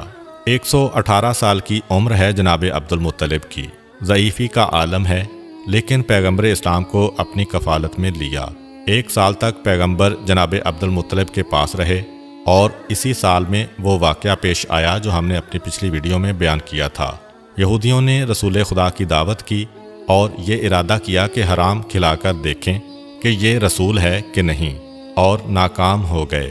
جب پیغمبر اسلام کی عمر 7 سال کی ہوئی اور حضرت عبد المطلب 119 سال کے ہوئے، تب ایک ایسا واقعہ پیش آیا جس میں پیغمبر اسلام کے پاس کچھ ایسے تحفے آئے جو پیغمبر اسلام کی ساری زندگی پیغمبر کے ساتھ ساتھ رہے۔ وہ واقعہ یہ تھا کہ اسی زمانے میں یمن کے حاکم سیف نے مکے پر قبضہ کر لیا اور مکے کو اپنی حکومت میں شامل کر لیا۔ جناب عبد المطلب ان دنوں مکہ میں نہیں تھے۔ جب واپس آئے تو پتہ چلا کہ یہ واقعہ پیش آیا ہے۔ مکے والوں کی سلامتی عبد المطلب اپنی ذمہ داری سمجھتے ہیں۔ کہا کہ میں خود حاکم یمن سے جا کے بات کروں گا اور اسے بتاؤں گا کہ یہ خدا کا محترم شہر ہے، یہاں والوں پر نہ کوئی ٹیکس لگایا جائے نہ ظلم کیا جائے۔ اپنے ایک مختصر سے وفد کو تیار کیا اور مکہ سے یمن چلے۔ جناب عبد المطلب کی عادت میں یہ شامل تھا کہ جب کہیں جاتے تھے تو رسول خدا کو ساتھ نہیں لے کر جاتے تھے، اس لیے کہ مکہ میرا شہر ہے، یہاں پہ ہم حفاظت کر سکتے ہیں۔ مکہ کے باہر اگر خدا نخواستہ کوئی حملہ ہو جائے تو حفاظت ممکن نہیں، بلکہ یہ اطمینان بھی ہوتا تھا کہ میں جا رہا ہوں لیکن میرا بیٹا ابو طالب میرے پوتے کی حفاظت کرے گا۔ لیکن حضرت عبد المطلب کی وفات کے بعد حضرت ابو طالب کا طریقہ کار اس کے الٹ ہو گیا۔ آپ جب بھی کہیں باہر جاتے تھے تو رسول خدا کو اپنے ساتھ لے کے جاتے تھے، کیونکہ اب پیچھے مکہ میں کوئی ایسا موجود نہیں تھا جو ان کی غیر موجودگی میں رسول خدا کی حفاظت کرتا۔ حضرت عبد المطلب یمن جب پہنچے تو وہاں کا حاکم سیف چھٹی منانے گیا ہوا تھا۔ اس حاکم کا طریقہ یہ تھا کہ موسم بہار میں عید نوروز سے 40 دن تک حکومت کے سارے کام بند کر دیتا تھا۔ ایک بڑا عالی شان باغ اس نے لگایا ہوا تھا اور اس باغ کے اندر ایک بہت ہی خوبصورت محل بنایا گیا تھا جس کے کئی دروازے تھے۔ 40 دن تک اسی محل میں جا کے بیٹھ جاتا تھا اور سپاہیوں کو سخت ترین حکم تھا کہ کسی کو میرے پاس نہ آنے دینا، چاہے میرے اپنے بیٹے ہی کیوں نہ ہوں۔ 40 دن سارے امور مملکت سے چھٹی پا کر یہ آرام کرتا تھا۔ جناب عبد المطلب یہاں پہنچے تو پتہ چلا کہ حاکم یمن چھٹی منا رہا ہے۔ جناب عبد المطلب پریشان کہ مجھے مکہ جا کر اپنے امور کو سنبھالنا ہے، 40 دن تو یہاں نہیں رکا جا سکتا، اور اس کے بعد بھی پتہ نہیں کہ حاکم کتنے دن اور روک لے۔ آخر یہ دیکھا کہ باغ کے راستے سے تو جانا ممکن نہیں، مگر صحرا کے راستے سے جو بالکل ویرانہ ہے اس طرف جو دروازہ ہے وہاں سے جایا جا سکتا ہے۔ محل کے دروازے پر پہنچے، سپاہی سے کہا کہ جا کے بتاؤ کہ میں مکے سے آیا ہوں، میرا نام عبد المطلب ہے۔ سپاہی نے انکار کر دیا کہ مجھے قتل کر دیا جائے گا اگر میں نے آپ کا نام بھی اندر پہنچایا تو۔ حضرت عبد المطلب نے یہ سنا تو 100 سرخ اشرفیاں اپنے تھیلے سے نکال لیں اور اس کے حوالے کیں کہ یہ میری طرف سے انعام ہے اور یہ میرا وعدہ ہے کہ تمہیں کوئی نقصان نہیں پہنچے گا، اگر نقصان پہنچے تو میری ذمہ داری ہے، تمہارے نقصان کو میں پورا کروں گا۔ اب جب 100 اشرفیاں دیکھیں تو وہ بھی ایک لمحے کے لیے بھول گیا کہ کتنا بڑا خطرہ مول لے رہا ہوں۔ محل کے اندر گیا، جانے کے بعد دیکھا کہ حاکم محل کے بیچ میں بیٹھا ہے۔ کہا کہ ایک انتہائی مقدس اور ضعیف شخص مکے سے آیا ہے، آپ سے ملاقات کرنا چاہتا ہے۔ حاکم یمن سیف نے سنا، ایسا لگا کہ اسے بھی کسی آنے والے کا انتظار تھا، ورنہ یہ حاکم وہ تھا کہ جس کا حکم تھا اگر میرے بیٹے بھی میرے پاس آئے تو میں ان کو قتل کر دوں گا۔ ننگی تلوار رکھی بھی ہوئی ہے، لیکن اس وقت یہ سننے کے بعد کہ ایک اجنبی شخص مکے سے آیا ہے تو یہ سن کر کہتا ہے کہ جاؤ اسے بلا کر لاؤ۔ یہ جملہ بتا رہا ہے کہ حاکم نے مکے پہ قبضہ کیا تو اس کا کوئی مقصد تھا، اور اب غالباً اسے انتظار تھا کہ مکے سے ضرور کوئی میرے پاس آئے گا۔ سپاہی نے محل کے دروازے پر جا کر حضرت عبد المطلب سے کہا کہ آئیے۔ سپاہی خود حیران ہے، اسے یقین نہیں آ رہا۔ اب جب پیغام دے کے آ گیا تو سوچ رہا ہے کہ میں نے کتنی بڑی حماقت کر دی، مگر یقین نہیں آ رہا کہ آج کیا معجزہ ہو گیا۔ حضرت عبد المطلب کو لے کر محل کے اندر پہنچا۔ حاکم یمن محل کے اندر بیٹھا ہے، ایک پہلو میں ننگی تلوار ہے، ایک پہلو میں شراب کا جام ہے۔ جناب عبد المطلب کو آتا ہوا دیکھا، کھڑے ہو کر استقبال کیا۔ آپ کہاں سے تشریف لائے ہیں؟ جناب عبد المطلب نے کہا کہ میں مکے سے آیا ہوں اور مکے والوں کے بارے میں آپ سے کوئی بات کرنا چاہتا ہوں۔ کہا کہ آپ بیٹھ جائیے، آپ سے تو بعد میں سنوں گا، پہلے میں آپ کو کچھ بتانا چاہتا ہوں کہ میرے پاس انبیاء کے صحیفوں سے ایک علم پہنچا ہے کہ مکے میں عنقریب خدا کا آخری رسول ظاہر ہونے والا ہے، اور یہ آخری رسول جب اس دنیا میں آئے گا تو اس کے باپ کا انتقال ہو چکا ہوگا، کچھ عرصے کے بعد اس کی ماں کا بھی انتقال ہو جائے گا، اس کے بعد اس کا دادا اسے اپنی نگرانی میں لے گا۔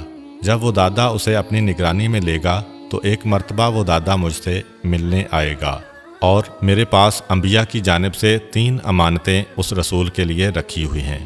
میں انتظار کر رہا ہوں کہ مکہ میں وہ کون ہے جو آ کے مجھ سے یہ امانت لے جائے۔ یہ بھی یاد رکھیے کہ اس بچے کی پہچان یہ ہے کہ اس کے دونوں کاندھوں کے بیچ ایک مہر نبوت لگی ہوئی ہے جس پہ لکھا ہے لا الہ الا اللہ محمد الرسول اللہ۔ جب یہ بچہ آپ کو مکے میں نظر آئے تو آپ فوراً مجھے آ کر پیغام دیں، کیونکہ میں اس کا انتظار کر رہا ہوں۔ جناب عبد المطلب جانتے ہیں کہ یہ کس بچے کا تذکرہ ہو رہا ہے، لیکن سوچ رہے ہیں کہ کیا کہیں۔ یہ بھی نہیں کہہ سکتے کہ وہ میرا پوتا ہے، کہیں حاکم یہ نہ سمجھ لے کہ امانت کا نام سن کر اپنے آپ کو کہہ دیا، اور یہ وعدہ بھی نہیں کر سکتے کہ جب وہ بچہ آئے گا تو میں آپ کو بتاؤں گا۔ یہ بھی ایک طرح سے غلط وعدہ ہے۔ بیٹھے ہوئے ہیں۔ سیف مسکرایا، مسکرا کے کہا فقط اتنا ہی نہیں، میرا اندازہ یہ ہے کہ اس بچے کے دادا آپ ہی ہیں، اور وہ بچہ اس وقت آپ کے گھر میں پیدا ہو چکا ہے۔ جناب عبد المطلب نے کہا کہ ہاں، جو علامتیں آپ نے بتائی ہیں ان علامتوں کے مطابق تو میرا پوتا ہے، اور مجھے یہ بھی پتا ہے کہ میرا پوتا اللہ کا آخری رسول ہونے والا ہے۔ مجھے اس کے بارے میں سب کچھ معلوم ہے۔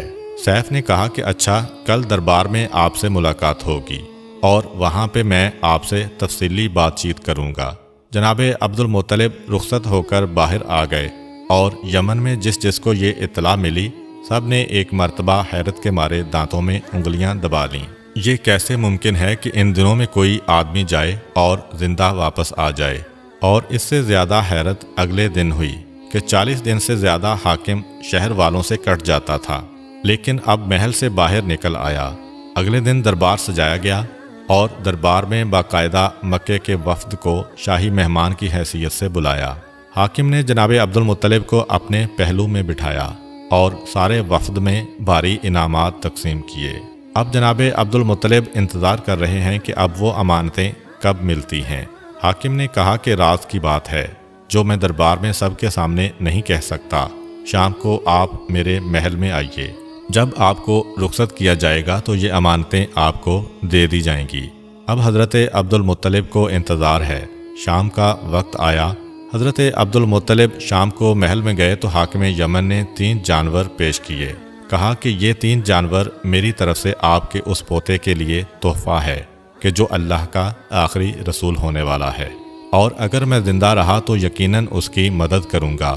حاکم یمن 1 اونٹنی، 1 خچر اور 1 گھوڑا تحفے میں پیش کرتا ہے۔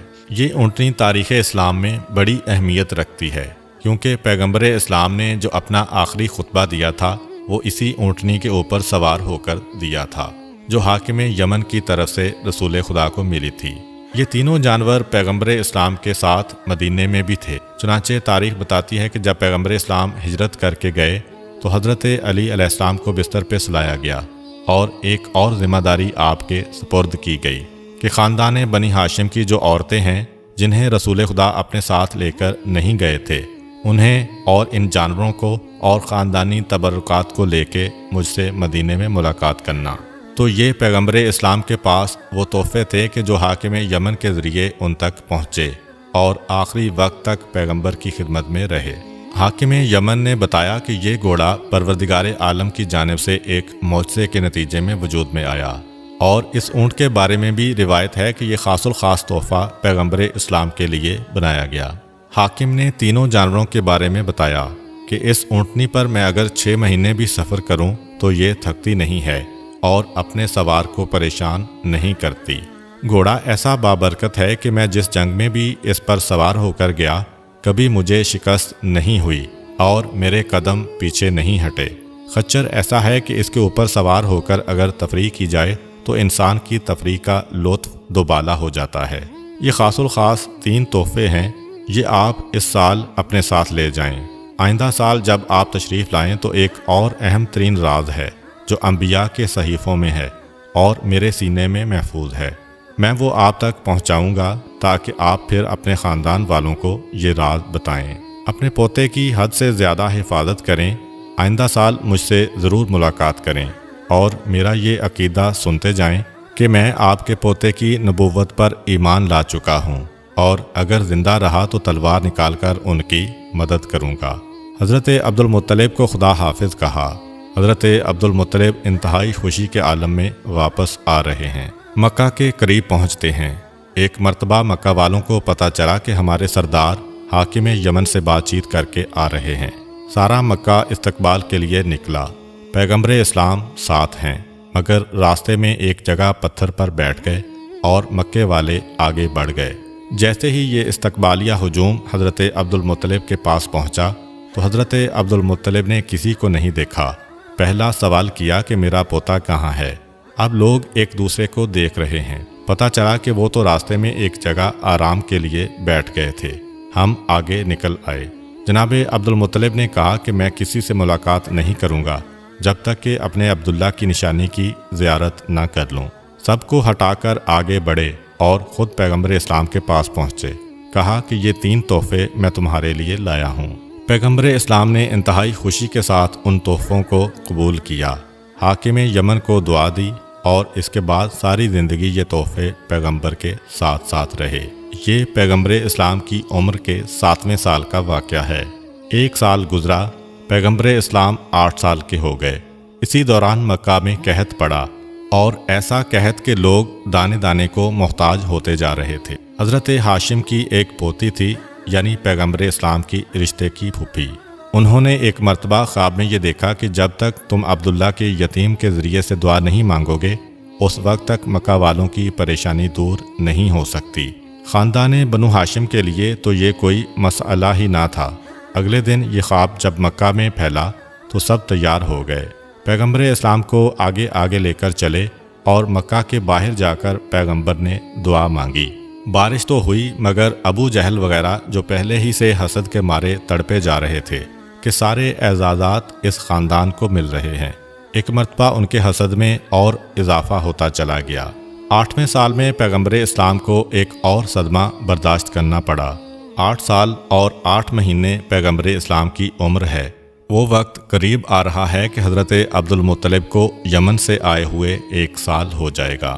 واپس جانا چاہتے ہیں مگر پروردگار عالم غالباً اس راز کو راز ہی رکھنا چاہتا ہے۔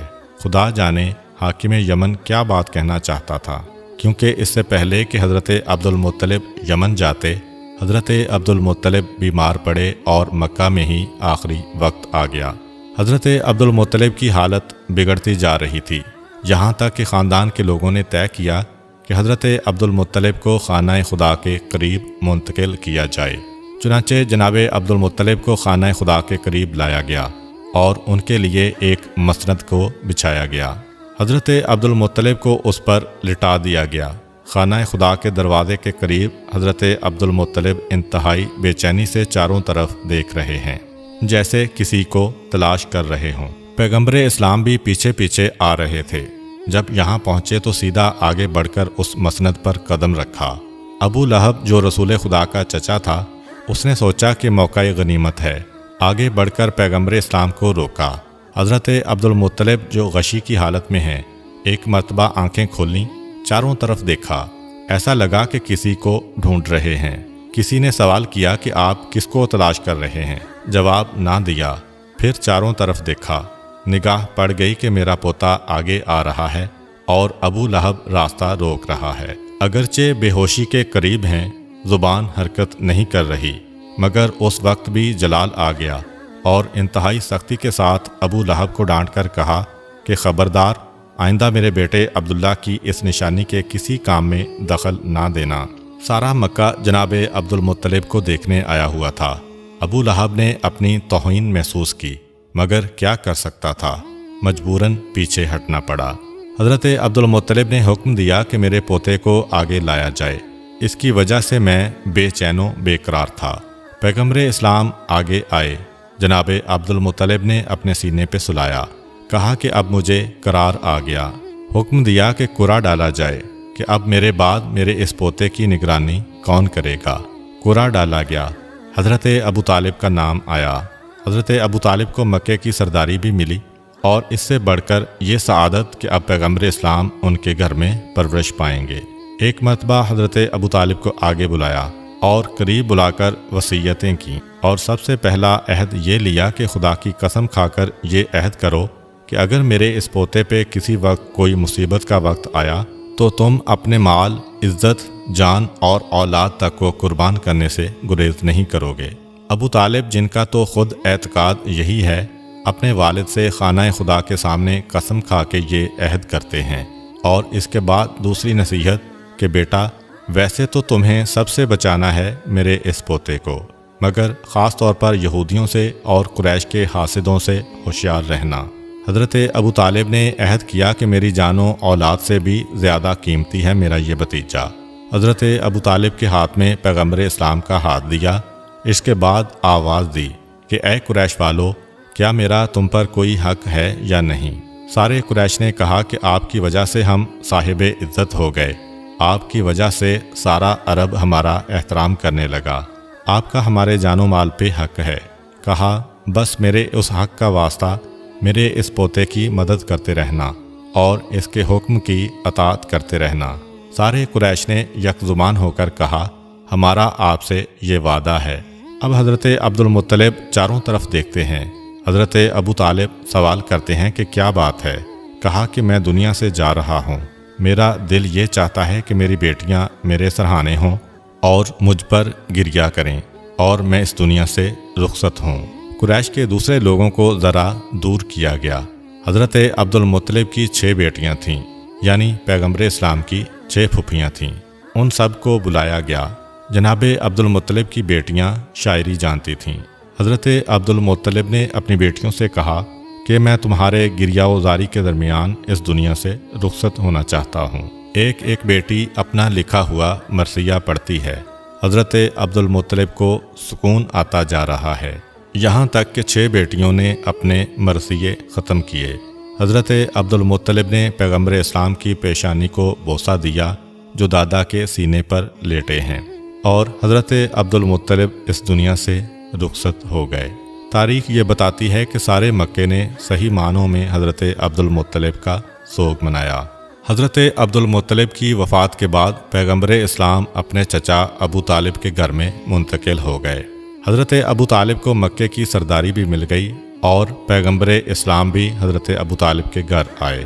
حضرت ابو طالب کے گھر پیغمبر اسلام جب تشریف لائے تو حضرت ابو طالب اس عزت و احترام کا ابھی سے مظاہرہ شروع کر دیتے ہیں کہ جو عام مسلمانوں نے اعلان رسالت کے بعد شروع کیا۔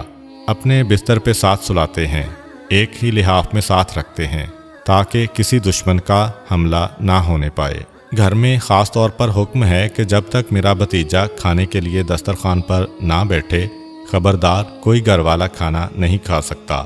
سارے کا سارا کھانا پیغمبر اسلام پر منحصر ہے، یہاں تک کہ تاریخوں میں ہے کہ اگر کسی دن پیغمبر اسلام کا کھانا کھانے کا دل نہیں چاہا تو ابو طالب کا حکم ہوتا کہ آج میرے گھر میں کھانے کا دسترخوان ہی نہیں بچھے گا، سب فاقہ کریں، یہ مجھے قبول ہے، مگر یہ برداشت نہیں کہ میرے بھتیجے کے ہاتھ ڈالے بغیر کسی کھانے کو استعمال کیا جائے، کیونکہ جب میرا بھتیجا کسی کھانے میں ہاتھ ڈالتا ہے یا مس کرتا ہے تو برکت ہی برکت ہو جایا کرتی ہے۔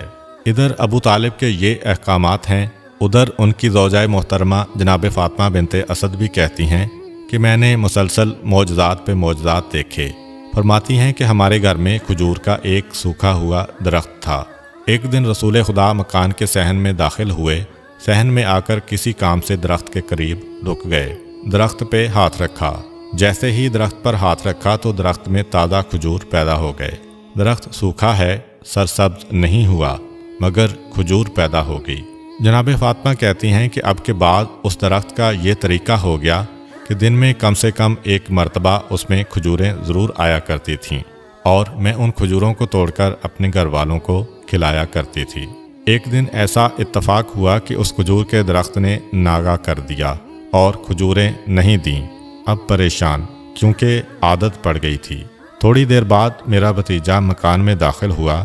میں نے اس سے ایک طرح کی شکایت کی کہ اس درخت کو کیا ہو گیا ہے، اس نے کھجوریں دینا بند کر دی ہیں۔ اتنا سننا تھا کہ میرا بھتیجا آگے بڑھا اور درخت کے قریب پہنچا۔ جناب فاطمہ بنت اسد فرماتی ہیں کہ میں نے دیکھا کہ درخت کی شاخیں جھکیں، پیغمبر اسلام کے چہرے کے قریب آئیں۔ پیغمبر اسلام نے اسے کچھ کہا تو اس میں تازہ کھجوریں آ گئیں، اور میرے بھتیجے نے کہا کہ چچی، اب اس کے اندر کھجوریں نہ ہونے کی کبھی آپ کو شکایت نہیں ہوگی۔ بس یہ کہہ کر میرا بھتیجا تو آگے بڑھ گیا۔